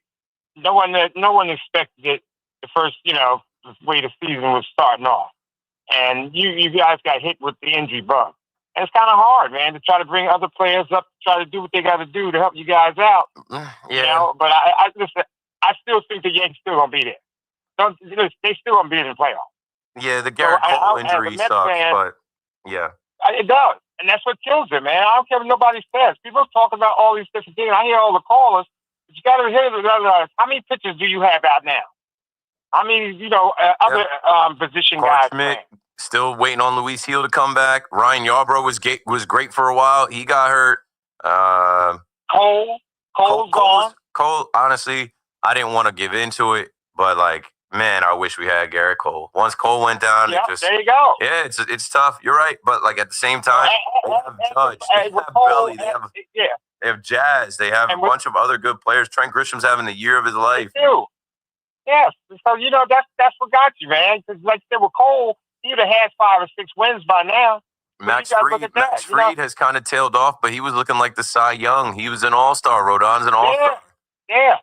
So, that's how it goes, man. But, listen, y'all going to be there because as a Mets fan, I want both our teams in the World Series. So that's the way I look at it. I don't know if we're getting in the you know World what? Series, but I expect both teams to get to the postseason, and then anything can happen once you get in the dance. Yeah. Right. And another thing is, too, hey, the Blue Jays could go on a bad run, too. Listen, this is Major League Baseball. Okay, and like the Mets, they went on that little bad run. But I'd rather for them to do that in the first half than do it in the second half. You understand what I'm saying? Yeah, we're there now. And this year, and I like it because our bottom guys, 7, 8, 9, these guys are hitting now. That's in your order. Sometimes it's Soto, and look at Top Soto. of the order is hitting now. Yeah, top of the order is hitting now. Lindor was 0 for 31. Alonso was slumping. Sure. Right, he was everybody. Yeah, So that's what happens, man. Lindor, but now the Mets have guys that can pick it up. Because if the bottom half wasn't hitting, then you'd be in real trouble, So, I like you did say that the Mets would go out and get somebody. I don't know what else get some more arms and stuff like that is, but you got to look too. The Mets have been stealing over 40 bases or something, but they haven't been caught for only like 7 times. Mm-hmm. They're running. The Juan Mets are running. Soto's career high already is stolen bases. Yeah, I see it. Yeah. And and I watch Soto, man. He's amazing. That guy don't go for bad pitches. No, his eye is great, and like when you see umpires call strikes on him that he disagrees with, I always agree with Soto. I'm like, come on, this guy's he's got an eye in his strike zone. He doesn't go out of his strike zone. He doesn't extend his strike zone. He doesn't go out of his zone. No, but but like I said, man, I just hope the Yankees they get this stuff together. They will. Yankees are the Yankees, baby. I don't care what nobody says.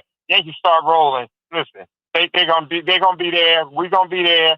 And we're going to be... They better start. They're 5.5 games back. The Blue Jays won again today. The Blue Jays are looking tough as hell. Don't worry. Blue Jays, I guarantee you, they hit a spell. They'll lose 3 or 4 or 5, 6 in a row.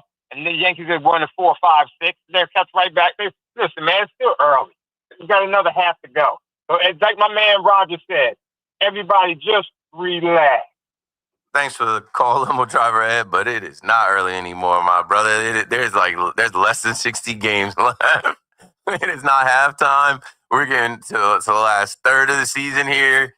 We're about to be past this trade deadline, and it's time for some urgency, definitely in Yankee land. The Mets are in better shape. The Yankees couldn't help the Mets out tonight. But no, you're right. Positive energy. They're the Yankees. I don't know, though. I feel like that messaging is irresponsible. Ooh, Lindor again. Acuna's definitely going to score all of this ground rule double. So Lindor just hit one down the left field line. Acuna's got to go back, but with his speed, he was about to score. I said as soon as he gets on base, he's going to score and get that run in. Lindor is back. Good night for him. That ball just landed in fair territory, but it hits the netting and then rolls off the net behind the foul pole out of play. So ground rule double. You've got Acuna at third, Lindor at second, 2 outs here, top of the ninth. And here comes the generational Juan Soto. Soto's got a double in this game. He's 1 for 4. And I believe he worked a walk. No walk. He grounded out in that first at bat to drive in that run. He's got a strikeout. Let's see what he does here. This is a moment for Soto right now in that ballpark, man. Hit a double here, a bases clearing double here, make it 8-1, and extend this lead and pad your stats a little bit against this shaky guy on the mound. Oh, this guy almost hit Soto. Wild pitch. Acuna scores. 7-1. Mets rolling the Giants. Let's take another call. Yankee fans, let's be positive. Let's say that they're the Yankees. What are we talking about? They're always in the postseason. They always win. They're going to figure it out. You guys, fret not. Brian Cashman is on it. Scott is down in Toms River, New Jersey on the Fan next. Take it away, Scott. Hey, Keith, what's up, man? We're driving back from the Yankee game, actually, right now. I went with my kids and my son's girlfriend up to the game. You guys are back in Ocean County now? Yeah, you got to be, right? Yeah. Actually, we're just about back home now. So traffic was like, these games are so popular. It's like It's Yeah, packed. and a Takes lot forever to get out of the stadium. Philadelphia Phillies fans traveling the same way you guys are traveling down the Parkway Turnpike. Juan Soto with a knock. Juan Soto drives in. Lindor, it is 8-1, top of the ninth. But yeah, what you thinking, Scott? Well, I mean, I guess I'm an optimist. I look at it and I think the Yankees have actually had a bit of bad luck here with the schedule being. I mean, I don't know how the scheduling's done where Toronto's obviously super hot and they get to have 7 games at home with the Yankees in like a 2-week period or something like that. On Canada Day, they scheduled like 4 games set. Second game, I think, was on Canada Day. Then right after the All-Star break, like 2 weeks later, got to go there again. That's crazy. And, I don't know. Who knows? Springer's out there doing a little bit like bang bang or whatever for the Houston days or something. I can't figure out he loves killing the Yankees. He's a Connecticut kid. He grew up with Yankee fans. Yeah. But no, I look at the team and I think, they had a tough run on the schedule, a lot of injuries. But I look at them and think, will they be formidable in the postseason? And I think they will. I mean, they're going to have at least 2 dominant starting pitchers, maybe 3 if Hill comes back strong.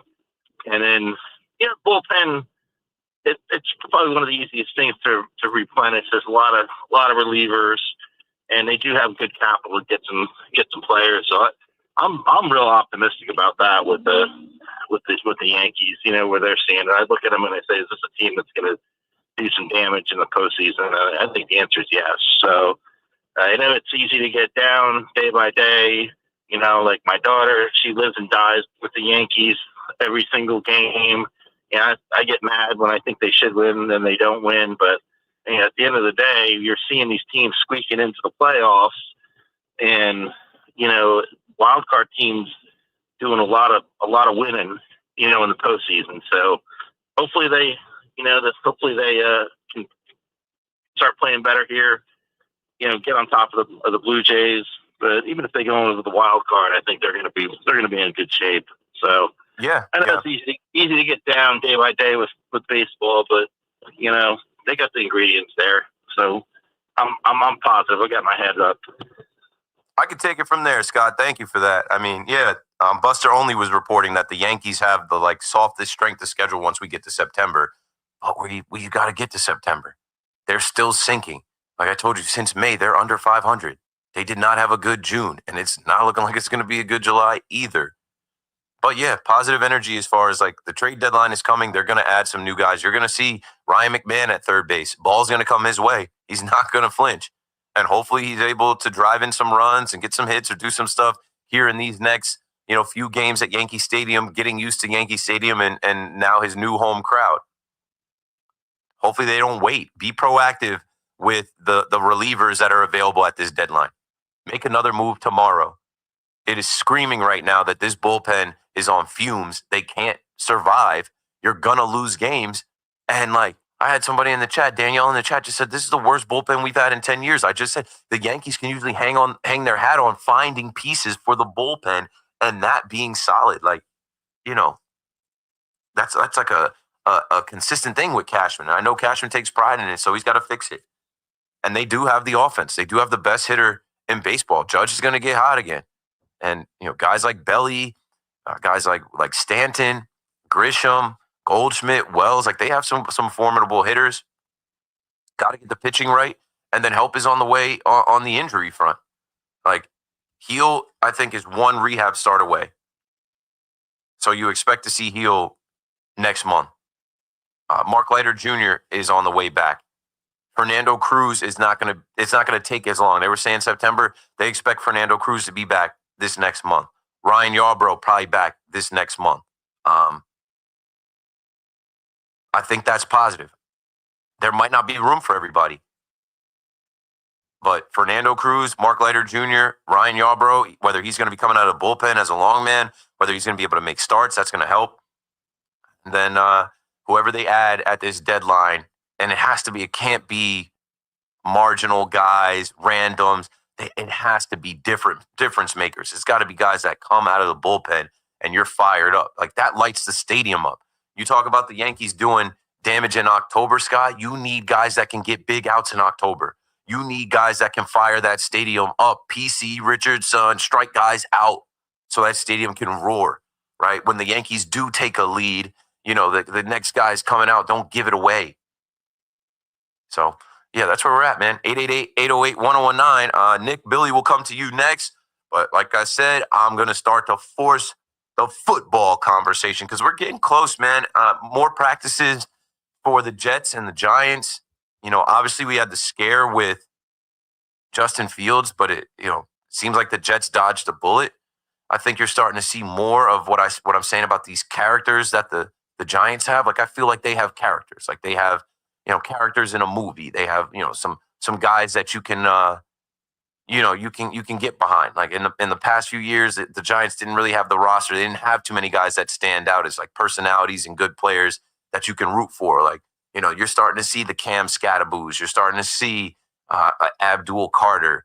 You're starting to see the value of guys like Paulson Adebo and Javon Holland. So yeah, we'll start to talk a little bit about the NFL and even beyond the Jets and the Giants as we get ready. Coming up next week is the Hall of Fame game, and also tomorrow I believe is the Hall of Fame enshrinement for, or is it today for Major League Baseball? So yeah, some more to do, some more to talk about, and not just doom and gloom, with the Yankees all the time. And incoming, the Mets.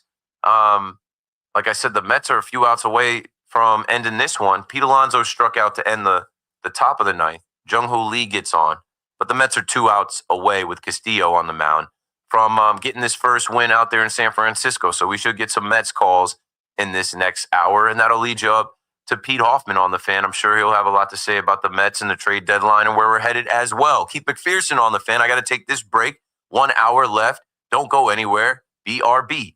It's Evan and Tiki. Afternoons on the Fan, 1019 FM. They need a rest. Right. They need a disconnect. They need to not think about winning and losing and grinding and leading their divisions and what's it going to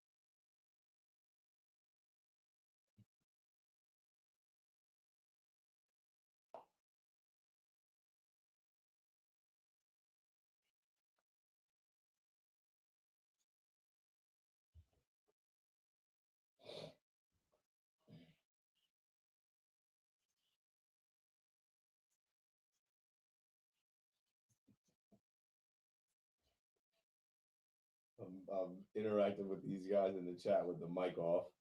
They're saying some funny stuff. It's like half of the people hate the Yankees, want to quit on the Yankees, season's over. The rest are trying to rationalize it. Oh, did you think that the Nationals are going to win in 2019? It's like, no, but they were pretty stacked. By the time they got there, they had a lot of hitting and a lot of pitching. They were set.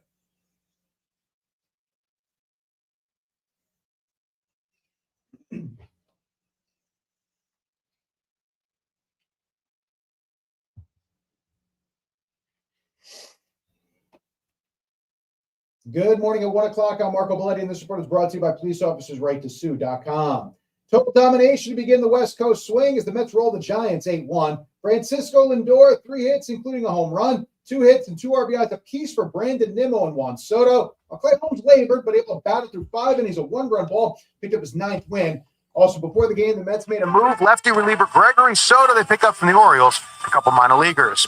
Phillies put a beatdown on the Yankees 12-5 as they attacked the Bombers' bullpen for 5 2/3 innings. After 5 2/3 innings, a 2-run ball from Will Warren. Luke Weaver allowing the go-ahead 3-run shot to JT Realmuto in the 7th. Looked like a changeup that just sat up there. Again, just being short down there, it's tough getting them in the best situations possible. 4 arms combining to give up 9 runs and 3 1/3 out of the pen. Yankees now 5.5 back of the Blue Jays. Also, before the game, they sent a pair of pitching prospects to the Rockies for third baseman Ryan McMahon. Bombers taking the remaining $4.5 million on the deal this year, along with 2 years and $32 million still owed to him after that. And Nick Kurtz of the A's went deep 4 times, part of a 6-for-6 night with 8 RBIs. First rookie to ever hit 4 homers in a game, and just the 20th time it has ever happened in baseball history. 81 degrees, clear skies, Central Park. That's what's happening. I'm Marco Belletti. Your friends pretend they know sports. WFAN actually does. Get smarter, louder, and way more annoying at watch parties. The Fan, 1019 FM, and always streaming on the Odyssey, iHeartRadio, and TuneIn apps.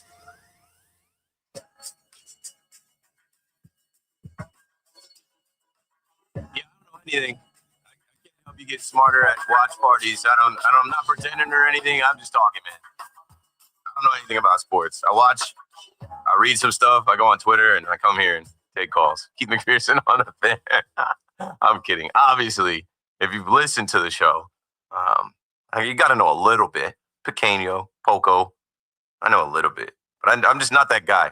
I feel like you listen to so much radio over the years and hosts act like they know everything. You can't know everything. I'm not old enough to know everything. And it always trips me out. Like with baseball specifically, I hate when people are like, this guy doesn't know ball. Not just me, anyone. Or like, oh, this guy doesn't know anything about baseball. There's so much to know, bro. What are you talking about? There's so much history, so many stats, there's so many players, there's so many games. Give people a break. Not everybody cares about BABIP. Not everybody cares about ex-WOBA, weighted runs created plus. Like, not everybody's watching like that. Some people just go to the game to drink, bro. Give it a rest.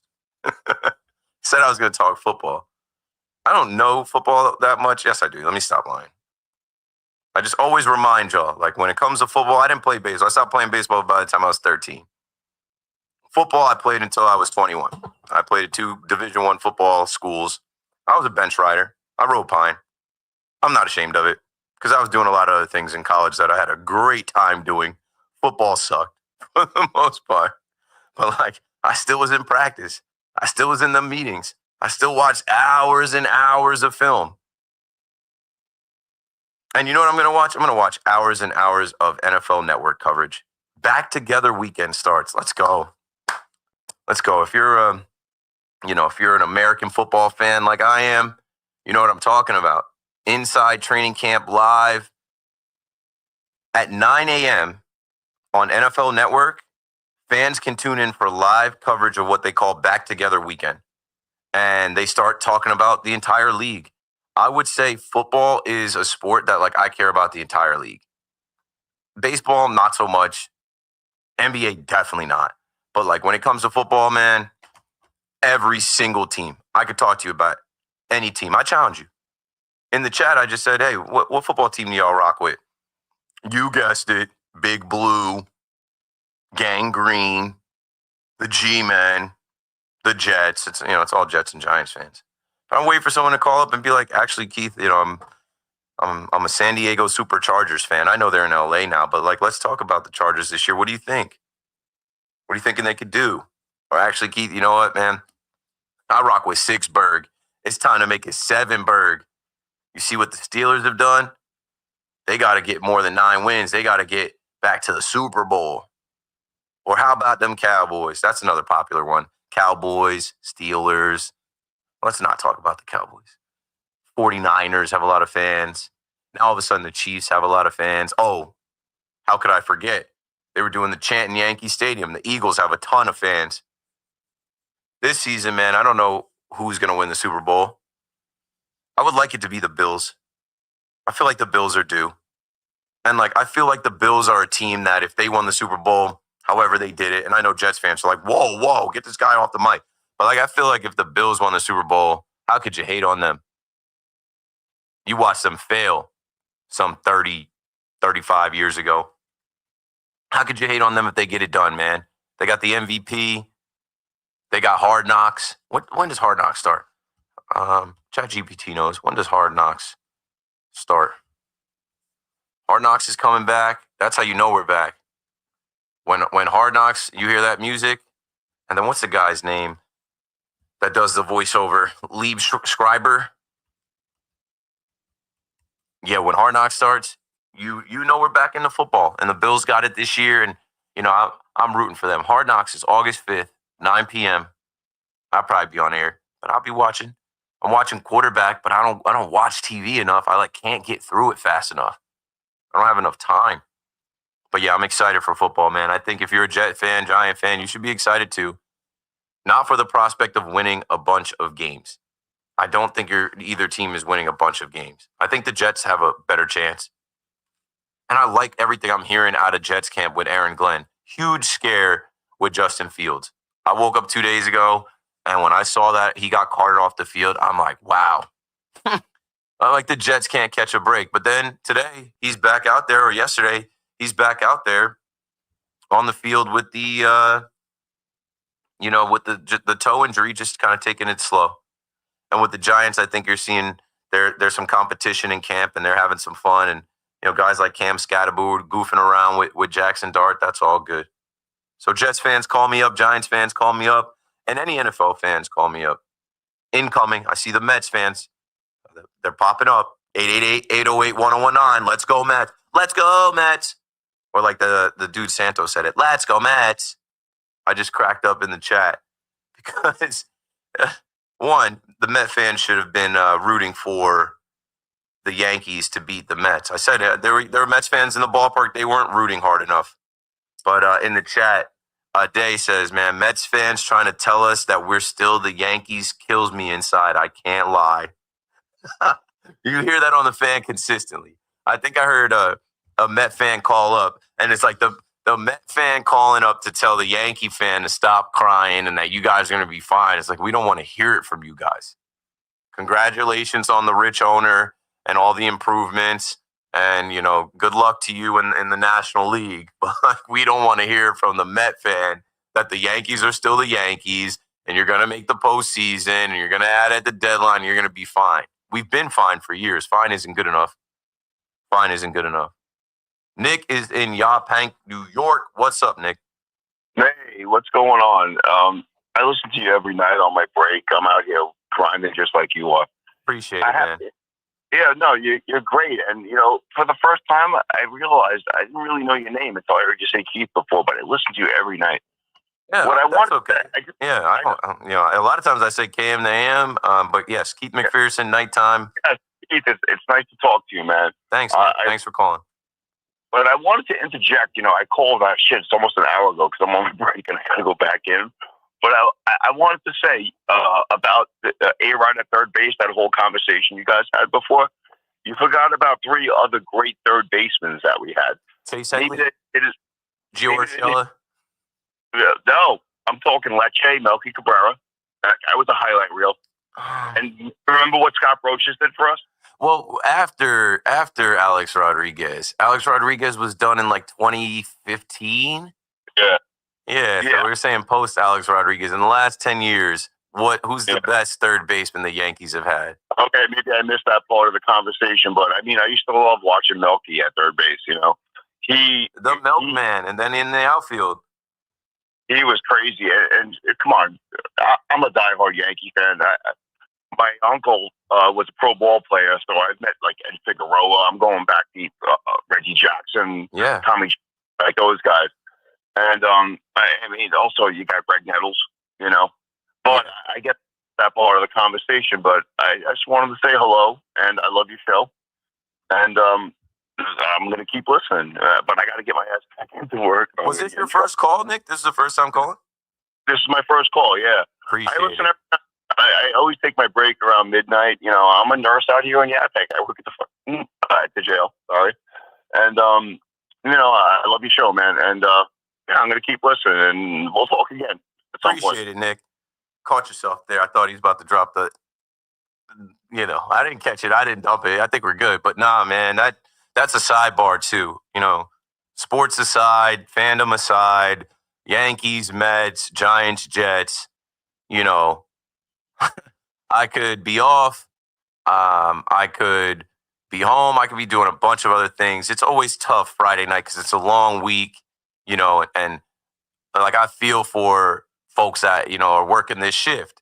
Like the rest of the world, Friday comes, summer Fridays, people don't even work Friday in the corporate world. The rest of the world, Friday comes and it's, I'm finally into the weekend. I'm off and I'm done. So, man, shout out to the grinders, the overnighters, the people at hospitals, nurses or people at warehouses or people driving right now. Like, I swear, like, I think about that with this time slot. I think about, I want to be there, right? I could take off. I think I'm off next Friday. And shout out to the good folks at WFA and that do me that solid because they know I have a young child at home.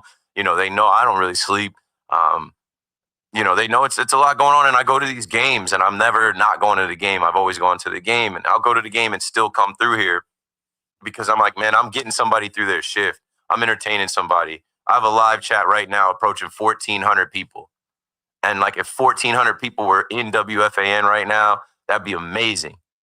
And there's way more people listening on the radio and the Odyssey app. So that little sidebar, man, like you don't even have to know my name. It ain't about me. It's about all of us. It's about, New York, sports, entertainment, radio. And I understand the relationship people have with the radio. You can work and listen to the radio in your headset, in your AirPods, whatever. You can drive and listen to the radio and keep your eyes on the road. And like that's why I said I'm not going to let them kill my vibe. It's Friday night into Saturday morning. I try to kind of, entertain and make you laugh and go in some different directions and talk about some different things. So, man, Nick, shout out to you. Shout out to everybody that's working during this shift. Hoff is coming up next, and he's going to keep it going as well. Hoff is a musical genius. I've really given Hoff, his flowers over the last year or so. I realized with BT and Sal, he's doing all the rejoin music. And when I listen to his show, a lot of people talk about how my show is different because of the hip hop element. Yeah, there's a rock element. And then even an element of, depending on what the conversation is, Hoff will cue up songs that go with the vibe and the moment. So, yeah, we appreciate you. We appreciate everybody that listens to WFAN. Radio is a evolving platform right now, but this station has been around for 38 years because there are people that just decide, hey, I'm going to work or I'm getting in the car, I'm going where I'm going, and I'm rocking with WFAN. So I appreciate you guys. And like I said, it's bigger than me. You don't have to know my name, but like you just said, you listen to my show. So keep McPherson on the fan, KM to AM. Let's continue to take calls. I said Mets fans were coming in. Let's get some reaction and some thoughts to that Mets game. That's a big win for the Mets. Win streak continues for the Mets. The Mets are absolutely rolling. Guys have broken out of their slump. A round of applause for Clay Holmes. His mama call him Clay. I'm going to call him Clay. I got to stop calling him Pray Holmes. Clay Holmes goes out there tonight, and we've talked so much about him hitting a wall. We've talked about him being in the bullpen. Well, tonight he goes out there, 5 innings, 6 hits, only gives up that 1 run early, locks in, strikes out 2. How many pitches did he throw? 104 pitches. So good job, Clay Holmes. And then excellent Brazo Bond, Rico Garcia podcast, and then Castillo gets it done. And you still have high leverage guys to go tomorrow. So looking like the Mets can continue winning keep the win streak going, the good vibes going. Maybe take the series tomorrow as well. Down in Florida, Jeff, you're on the Fan in New York. What's up, man? Hey, how you doing? Good. How are you? Good. Thanks. So, speaking of your name, I remember when I heard your name for the first time, I figured, he's got to be the whitest guy there, Keith McPherson. Yeah, I used to get that in high school. Like, people thought I was Irish, Keith McPherson. Right. Yeah. Because my name would be in the papers, and I'd meet people, and nah, black dude, long hair, locks, like 6'2", 205. And when people see me too, I break that wall down from the radio. I'm like, nah, man. But yeah, that's funny. Name always don't. But speaking of names, how about that? I gotta be careful how you say this name. You see the game that Nick Kurtz had. That was all name you timer. gotta be careful with. Yeah. They tied the record for total bases. With the Sean Green, I think it was 6 home runs, 19 bases, crazy for a rookie too. That's pretty amazing. And the name, just a sidebar, I'm sure will come up with some of the morning shows. But anyway, about the Mets, thanks to the Yankees for letting us get Rico Garcia back. And I don't know if he's going to be on the playoff roster, but he's one of those guys that it seems like he throws strikes. He's when they're not using the top guys. He's helping. David Stearns has brought him back, sent him away, brought him back. The Yankees pick him up, and he sabotages us in Atlanta, comes right back to the Mets, and he's helping the Mets. Yeah. But, no, it's, but yeah, Soto's a good pickup. I know he made Juan Soto look pretty bad. The appearance against him at Baltimore, and he's allowing like only a 130-something average against lefties. So he'll be a good fit.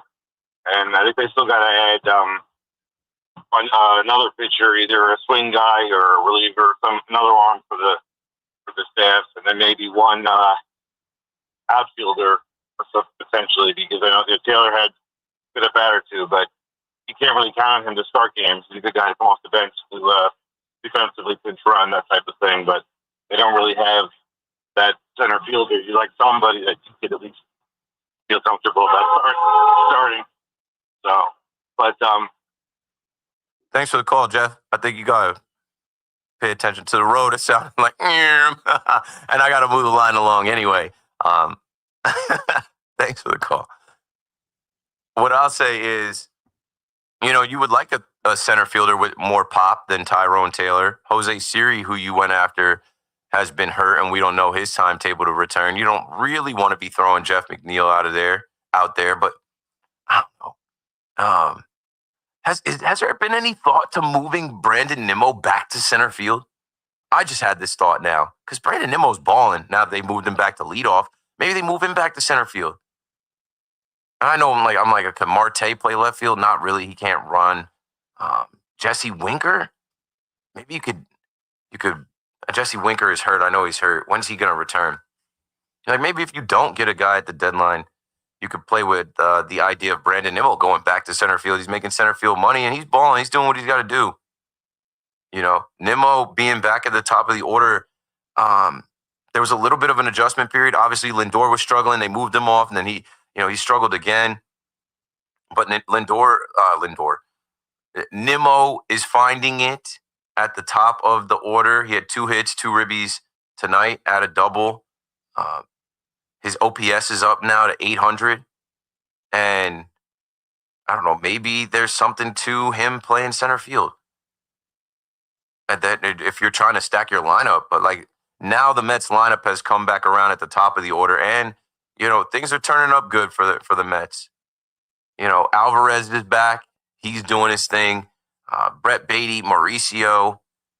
Got to get Vientos going. But like, they're not hurting so much for that center field bat. You would like it. It'd be a luxury. But they're not desperate for it. So they're not going to give up anything to go get a Cedric Mullins or, I don't know, Harrison Bader to come back, or Jarren Duran. A lot of people are interested in. I don't think the Red Sox are moving him. You've paid these guys at the top of your lineup. Nimmo, big contract. Lindor, Soto, those guys all have big contracts, long contracts. And then Alonso's got big money for this year. Those guys got to get it done. McNeil's got a little deal. Those guys got to get it done. And when they get it done and you pitch well enough, the Mets look really good. And I think the Mets are in good shape here as, we march forward to the deadline and the rest of the season. This is a huge West Coast swing for them. And they started off with a bang. They scored early in this game. That game was over in the fourth inning. They had 6 runs on the board by the fourth inning, and then they tack on 2 in the ninth, and they don't give up anything after that first inning, which was just, a single, a double, and then like a ground out. Clay Holmes locks in, bullpen is nails, and you're set up for tomorrow. 888-808-1019. Ross in Bergen County back on the fan. What's up, Ross? Keith, what's up, man? How you doing, bro? Good, holding it down. Hey, I got to keep it down a little bit. I'm in a hotel room. You're going to wake up your pops? Oh, yeah. Where'd you drive to? Canada? Where'd you drive to? No, we're heading down to Miami. But Miami, the 305. That's right. I'm like, I knew you were going somewhere either north or south. Pretty far. We pulled Evan Roberts trip. We drove down here, and we stopped in Georgia. So I don't want to wake up the family. But bro, I saw that Kurtz game, bro. Insane. And want to talk about. And I don't know if you brought up the fact that he was 5 feet away from doing it 5 times, which has never happened. Yeah, I didn't bring it up. I made him the big shot of the night, and I called some things out. But I just saw a tweet that, like, if he was in Wrigley Field, Citi Field, or Fenway Park, he would have had a 5-homer game. That's insane, bro. That's insane. This is the guy who got called up, in May? And this is, bro, they're must-watch TV. And this is their MO is that, we saw this with Olsen and Chapman and Murphy. They didn't pay any of those guys. They had this team that they won the division, the kind of the Mickey Mouse division during the COVID year. They won the AL West. Yeah, and they let everybody go. I don't want to say the Athletics are good because obviously their record isn't, but they have some good players. They have a future with some of these young good players like Jacob Wilson, All-Star. Well, that's the other one, yeah. Lawrence Butler, kind of like Kurtz is stealing his glory, but Wilson was down 350. Yeah, and he still started the All-Star game as a rookie. Like, they have a future. Yeah. They're not a good team, but they have some good players, and they certainly have a future. If they can keep this team together till they get to Vegas, maybe they got something. But look what it boils down to is all this talent they have now. I brought the team from 5 years ago, and all time some of the names they've had, and Luis Severino's their highest paying contract ever. And the season he's having in his first, it was a multi-year deal, right? It was 2 years. I don't know what it was. Yeah. The Mets. I don't think the Mets were going to give him the years. He might have 2 with an option. Maybe it's 3. He's been awful. Yeah. So I don't know, man. But Kurtz and then that lineup's insane, and it's he's got to be rookie of the year at this point now. I mean, the numbers he's putting up. I mean, Wilson's probably the only one who's even close. But I mean, I saw that number. He's got in the first 60 game sample size or something. He's right there with Judge, highest OPS, and they said most extra base hits. He's only second to DiMaggio in his first 60 something games. So what he's doing is crazy, and it just kind of you always hate to reiterate it, but we see some of the prospects we have here, and you can only think what could have been, and not even just that lineup, like PCA kind of, and Wood and Churio, these kind of guys that you're seeing tearing the cover off the ball all over the league, and we got people who are went with the Mendoza line. But regardless, you know what? It's time to call Spencer Jones up, bro. Spencer Jones is down there mashing. These young guys are mashing. Nick Kurtz, Roman Anthony, Augustin Ramirez, former Yankee, Jacob Wilson, Cam Smith. There's some young guys playing. Yeah. Holiday's having a bounce back year. So they can go ahead and trade Dominguez and call up Spencer Jones. No, they're not going to do that. They're not going to. Hey, McMahon's. It felt like McMahon was an unofficial Yankee for the last 2 years. He was everybody's go-to with deadline talks and everything. His name had come up a bunch. Francesa laid claim to that today. So I've been talking about this guy for 2 years. Unbelievable, bro. And leave it to the Mets to find a way to have the worst 2 Sotos in the entire MLB. It's a joke, man. All kidding aside, look, Gregory Soto's got solid stuff. But I remember when Detroit, which, by the way, me being the captain of the Hate Watch Tiger ship, how about them, by the way? I'll say this, when they were like brutal, and he was their go-to their representative every year. But overall, he's had some solid stuff. The problem with him is the command, though. I mean, he basically feels like Lefty Brazoban, which last year Brazoban, I mean, besides the first month of this year, has been a nightmare. But the pitching lab, the pitching lab, the pitching lab, the pitching lab. The pitching lab seems to be working again. Maybe they got some secrets out of Dexter's lab, and you got to have faith that they'll be able to get guys right. And whoever you bring in, once they get in Jeremy Hefner's laboratory, they're going to come out better for it. Hey, man. Hopefully, man. Hey, appreciate the time, bro. Thanks for the call, Ross. 888-808-1019. Ross is on a road trip. Young Ross just graduated high school, took a road trip with his fam. Diehard WFAN guy. So much so he's listening in the hotel room. His parents are sleeping. Buddy's in the bathroom like, yeah, I got to call Key and talk about the Mets and the Yankees. I appreciate it. Let's keep it rolling. I got one more call until we break, and then I'm going to run out of time, but that's okay. I got plenty of time to take calls, and then Hoff will take it from there. Let's go to Nick in Helmeta on the fan. What's up, Nick? How you doing, buddy? I was going to call about the Cowboys, but off topic from that, I definitely have some future bets on that A's team. I was expecting some big things out of them. That lineup's ridiculous. I just wish they had some pitching.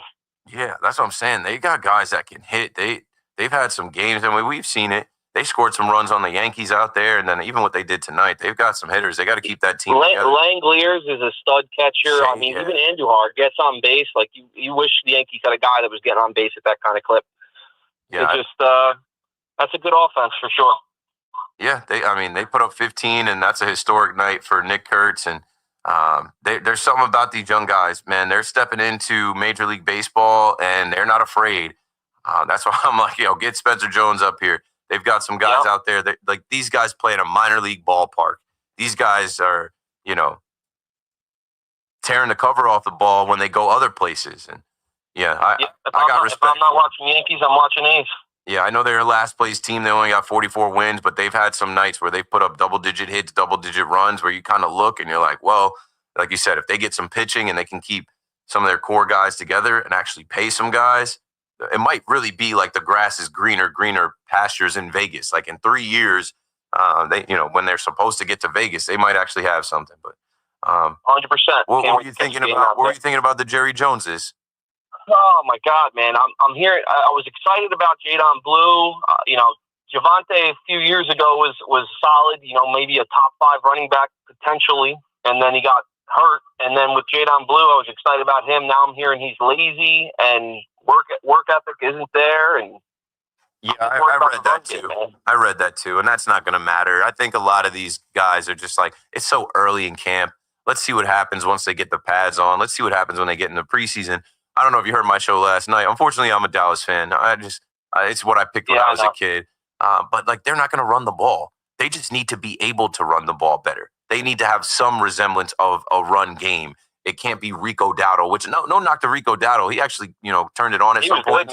But like they doubled back with Ezekiel Elliott. He was absolutely cooked. If the combination of Javonte Williams, Miles Sanders, and Jadon Blue can do anything to be a threat, it's just going to open up the pass game, and they're throwing it anyway. You don't go get George Pickens to pair with CeeDee Lamb, and now if Dak is healthy, they're throwing the ball 40, 50 times a game.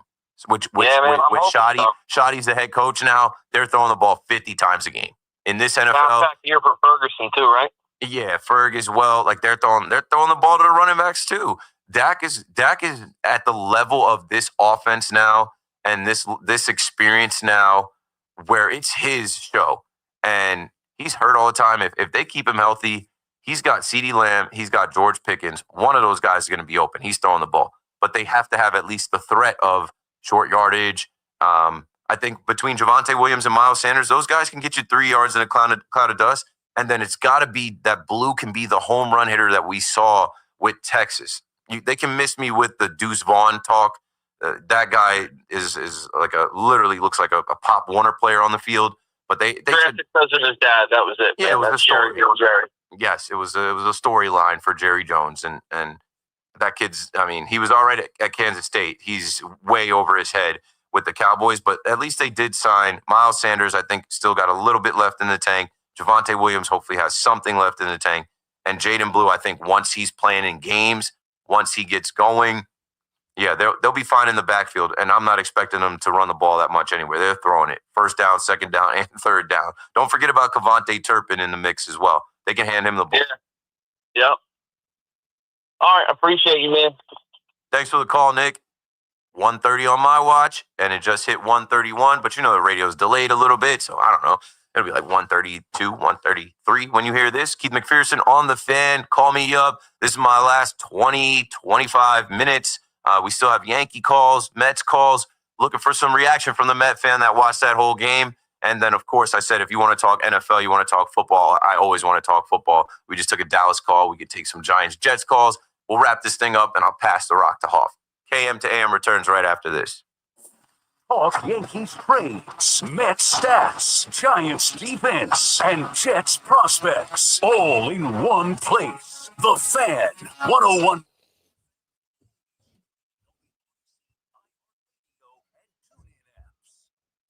Mercedes-Benz Dream Days are here. Real offers, dream vehicles, and it's all waiting for you at Mercedes-Benz of Edison. Now's the time to drive the luxury you deserve with limited time lease and finance offers, including the GLC C-Class and the cutting-edge EQ electric lineup. With over 600 new and pre-owned vehicles to choose from, your perfect Mercedes-Benz is ready to go. Make this a summer to remember during Mercedes-Benz Dream Days. Visit Mercedes-Benz of Edison, the Tri-State's premier destination for luxury driving.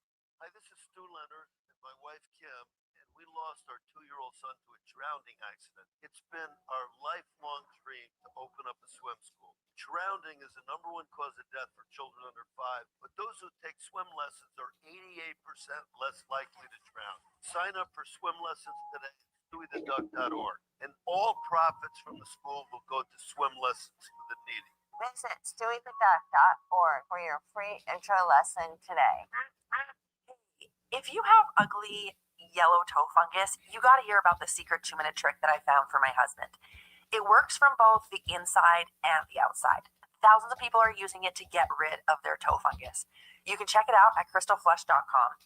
Jake started off with a small spot on his big toe, and then it spread and got really bad. His toes were nasty. It was so embarrassing. He was afraid to take his socks off. He hid his yellow and crumbly toes from everyone.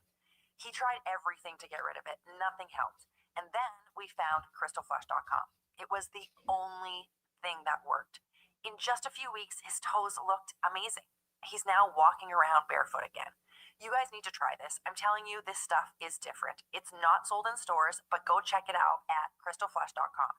They'll even let you try it risk-free, so you have nothing to lose. But whatever you do... Yo, switching the mic real quick. Now I'm on this mic, not this mic. This is my last little run because once we go back, I'll probably take it to like 54, close the show, and then you guys know I got to get out of here. I got to hit the road, got to go home, got to sleep. Got a long day tomorrow. If you're in the Jersey Shore area, Asbury Park, we have a show at House of Independence. Myself, Zach, and Brian from the Makeshift Project. I think I've promoted it on here before. $40 tickets to get in there, but it's going to be fun. It's a little 2-hour show from 7 to 9.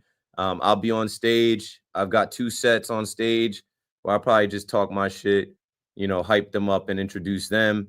It's what I call internet in real life, internet IRL. These guys are huge on the internet. Brian and Zach, AJ and Big Justice, way more motion on the internet than me, but I got motion in real life. I got motion on the radio, and that carries into the stadium, and I'm from that area, so it's a nice little homecoming. If you're in the area, pop out.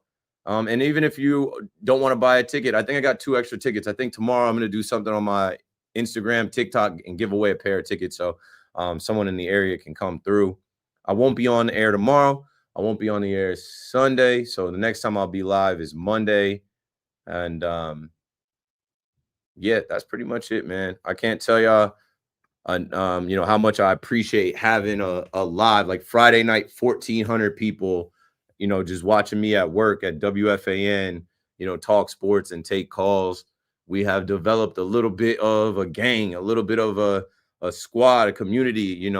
I'm taking these calls and I'm hosting the show, and you guys are, in the chat doing your thing. If you're on YouTube, hit like, because helps in the algorithm. If you're on Twitter, like the tweet from the video. And yeah, I notice every week, man, this is growing. My subscribers, my followers, the amount of people in here. I think the most we've ever had in here is like 2,000. But yeah, it's important to me, man. I'm proud of it. You know, I'm somebody who I wasn't doing this type of stuff a few years back. I had this young guy with me that I grew up with. He was younger than me, but he said told me, being young, watching you and watching his brothers who I ran with, he's like, you guys motivated me. I wouldn't be who I am without watching you guys go get it. I even had a kid that hit me up today. He said he graduated high school 2018 and he started following me then. And I'm like, that's crazy. 2018 is when I started, going to the stadium more, quit my job, started doing content, started doing vlogs, started doing podcasts. And then 2021, I got in here, and fast forward to now, it's crazy. So none of that happens without people that rock with you, that people that listen to you, follow you, subscribe to your thing, like you guys are building me up in a way that I'm able to do things. So I appreciate it. I appreciate it, man. I'm looking at my DMs. So many people, I used to have my DMs closed. So many people abuse the DMs on Instagram. All right, let's rock. Let's go. The NFL on CBS, live on Paramount Plus.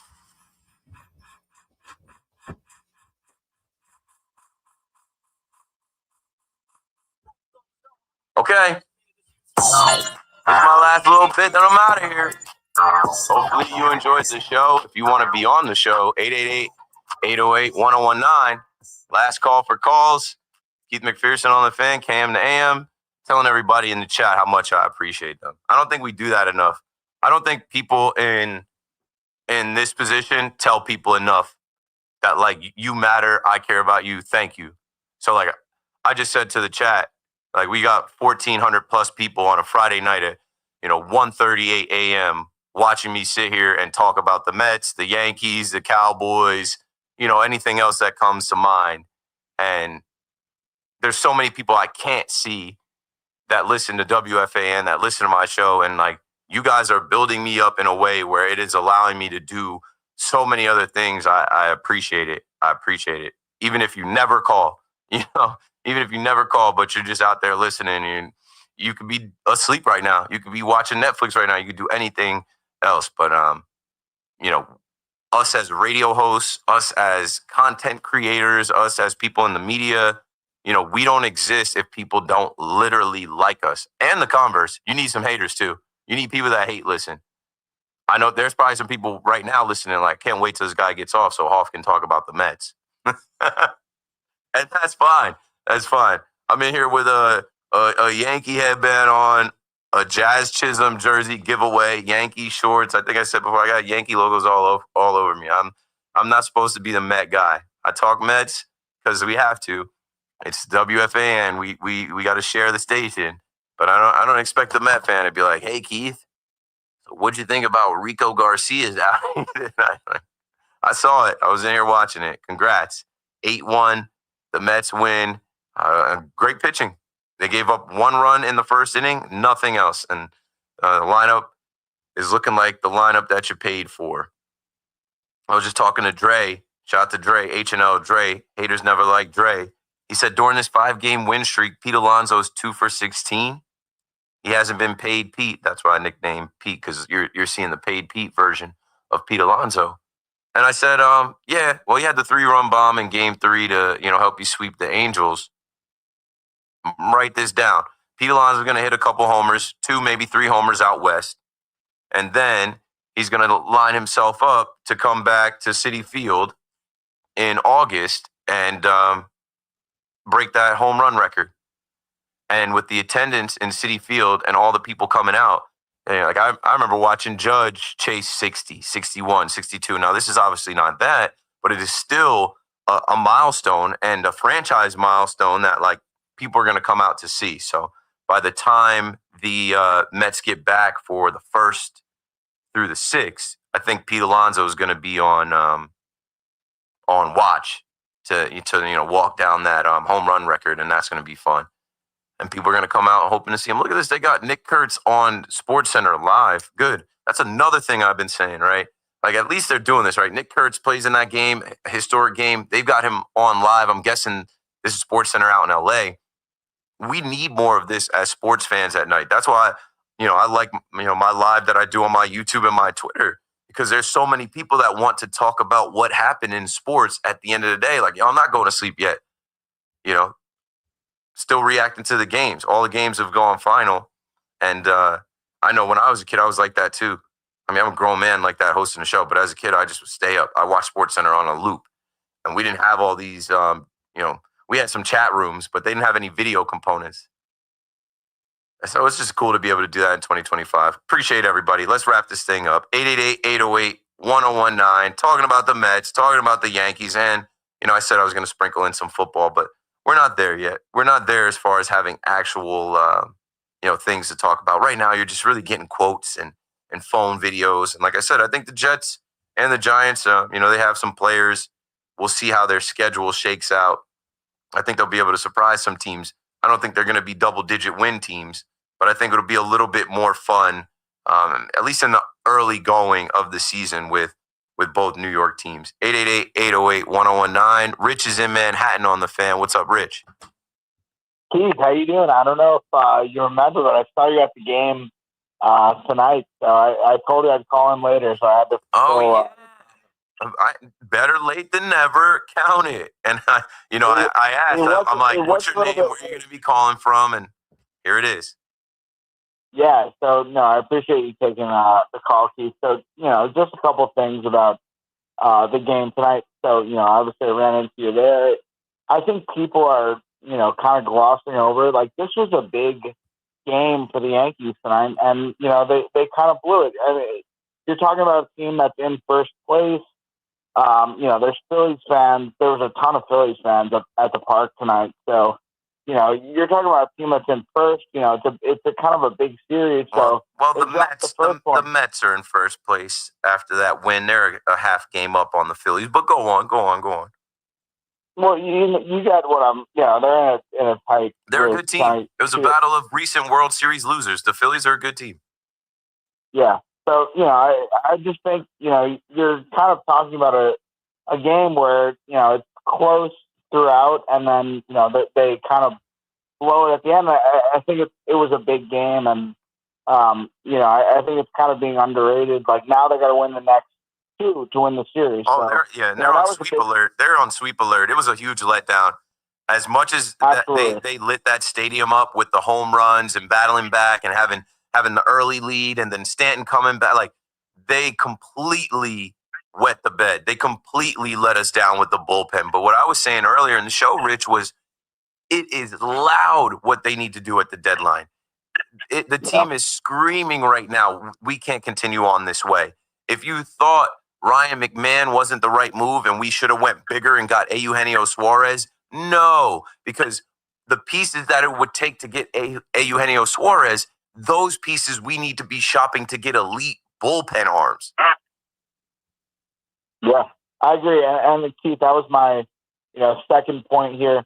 You can correct me if I'm wrong, but I think it's a little bit bizarre, or it's different that they only have one left-handed pitcher out of the bullpen. They only have Hill, and Hill's been good. I have no problem with Tim Hill, but don't teams usually have you have to? Yeah, and that's why Tim Hill's overused. You need lefty on lefty, and you need a lefty specialist. But that's that's a roster construction issue with Cashman. He only has one left-hander in the bullpen. You need at least two or three who are able to, go in and get lefties and get. And now, so that's a little bit. All of a sudden, they're heavily, they're almost too left-handed with their position players. They've got three left-handed catchers. You just added Ryan McMahon, another left-handed bat. And for years, they never had left-handed hitters. They had Gardy, and Mike Ford. Yeah. They didn't have they didn't have enough guys, man. But I don't know. Cashman is hopefully working on it. But I feel like, I think I said this the other night, I feel like Cashman kind of builds himself into like a maze where like all roads end to, like they turn to a dead end. And it's like the roster is clunky and it doesn't always make sense. And then you got to rest guys and sit guys. And yeah, they need another left-handed reliever. They need they need a dominant swing and miss guy, somebody coming out of the bullpen throwing gas. Yeah. And it's great stuff, Keith, and you're doing a great show. So, I like that point. I think you're completely right. And the last thing, I'll leave you with this. I'll hang up and listen because you got into the football a little bit. I think, the Giants, I think are, and I'm a little biased. You're a Cowboys fan. I'm a Giants fan. The Giants will be better than the Cowboys this year. I think they can get them this year. I think they can get them once this year. I don't think the Cowboys are sweeping them. I think the Giants will finish up with a better record than the Cowboys this year. That'll be a bold take tonight, and I'll kind of leave you with that. But I think if you look at the rosters objectively, the Giants they do have some ball players on that team, and I think the Cowboys are doing a lot with a couple of guys. They're trying to pay a lot to a couple guys, and they're not filling out the roster. And I think the Giants have done a better job of that. So we'll see what happens this year, but. I'll leave you with that bold take tonight. The Giants will have a better record than the Cowboys. Thanks for the call, Rich. Yeah, you just made me think about, the Cowboys have a rookie head coach. The Cowboys' best player on defense is in contract negotiations that aren't going well. Jerry Jones probably going to wait. And luckily, Micah Parsons is the right kind of guy, a leader on the team. He showed up to practice. He's not holding out like CeeDee Lamb did. But Jerry Jones probably going to pay him late.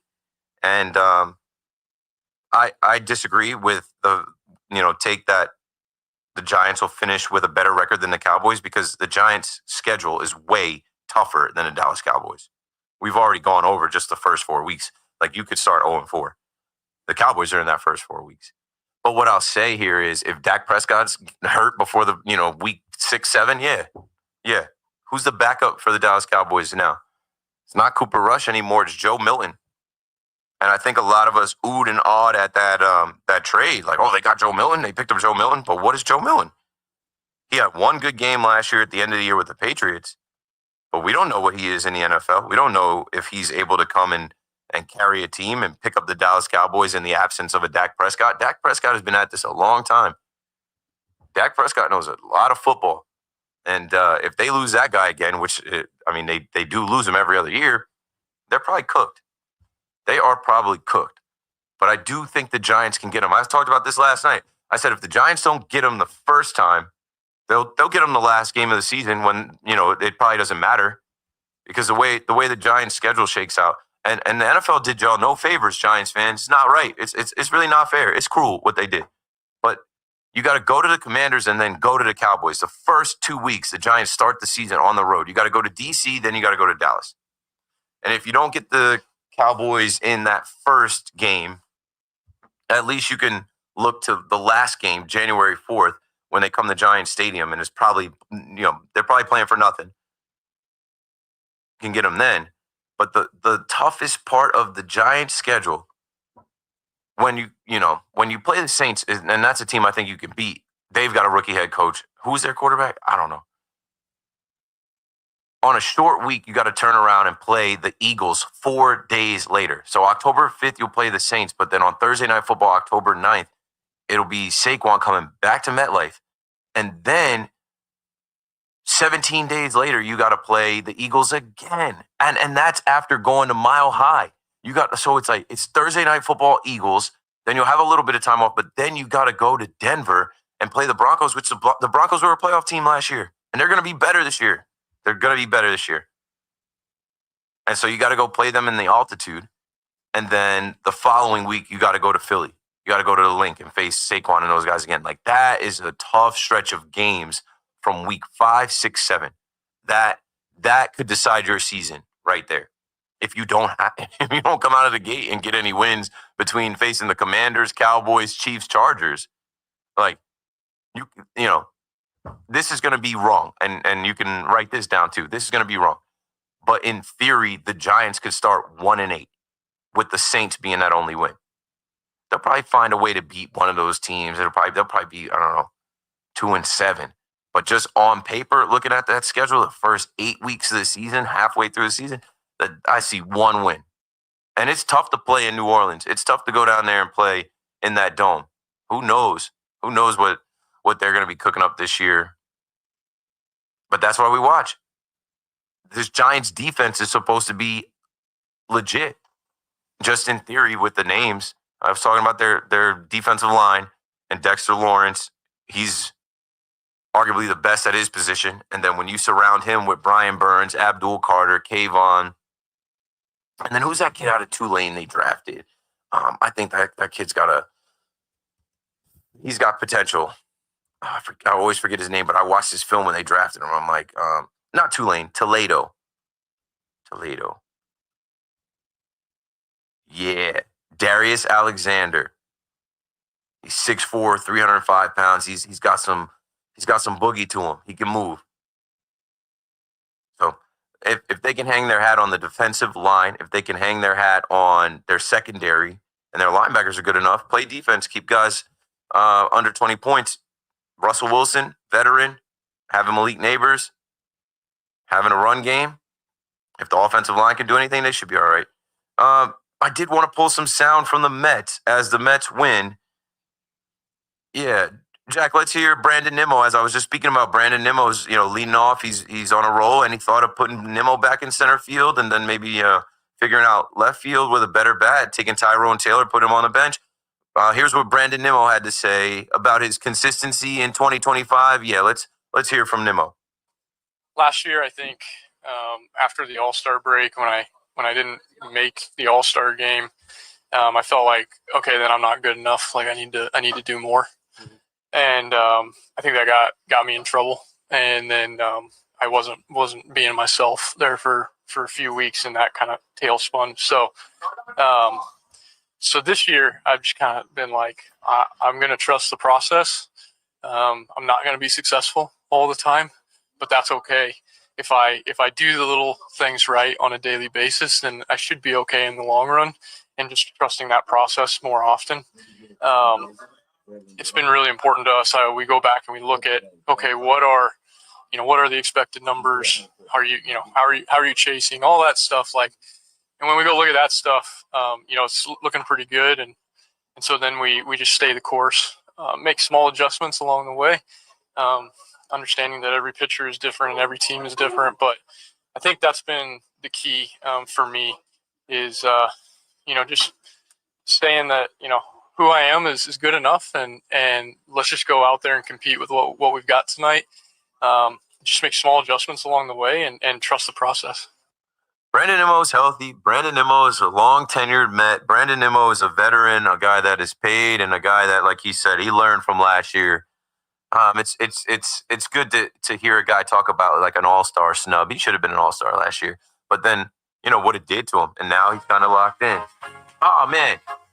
I was about to say, let's go to Clay Holmes. Clay Holmes throwing 104 pitches. Yeah, I wasn't even looking at the time. I'm tired, man. I got to go home. I got to shower off the stadium. It was hot out there, bro. There's a sauna out there. Cue it up for Hoff. Hoff, make sure you play the audio of Clay Holmes talking about, how he felt physically in the fifth inning after throwing a season-high 104 pitches, maybe Carlos Mendoza. I don't know, Hoff. Do your thing. Do whatever you want to do on your show. Don't listen to me. Pete Hoffman coming up next. He'll take you till 5 a.m., and then we'll roll into Saturday. Beningo, C-Mac. I don't know the rest of the schedule, but I'm out of here. You won't hear from me until Monday. So, again, appreciate everybody. Have a good weekend. Let's go, Yanks. And I'll catch you next week. Good night. Sports Radio 101.9 FM.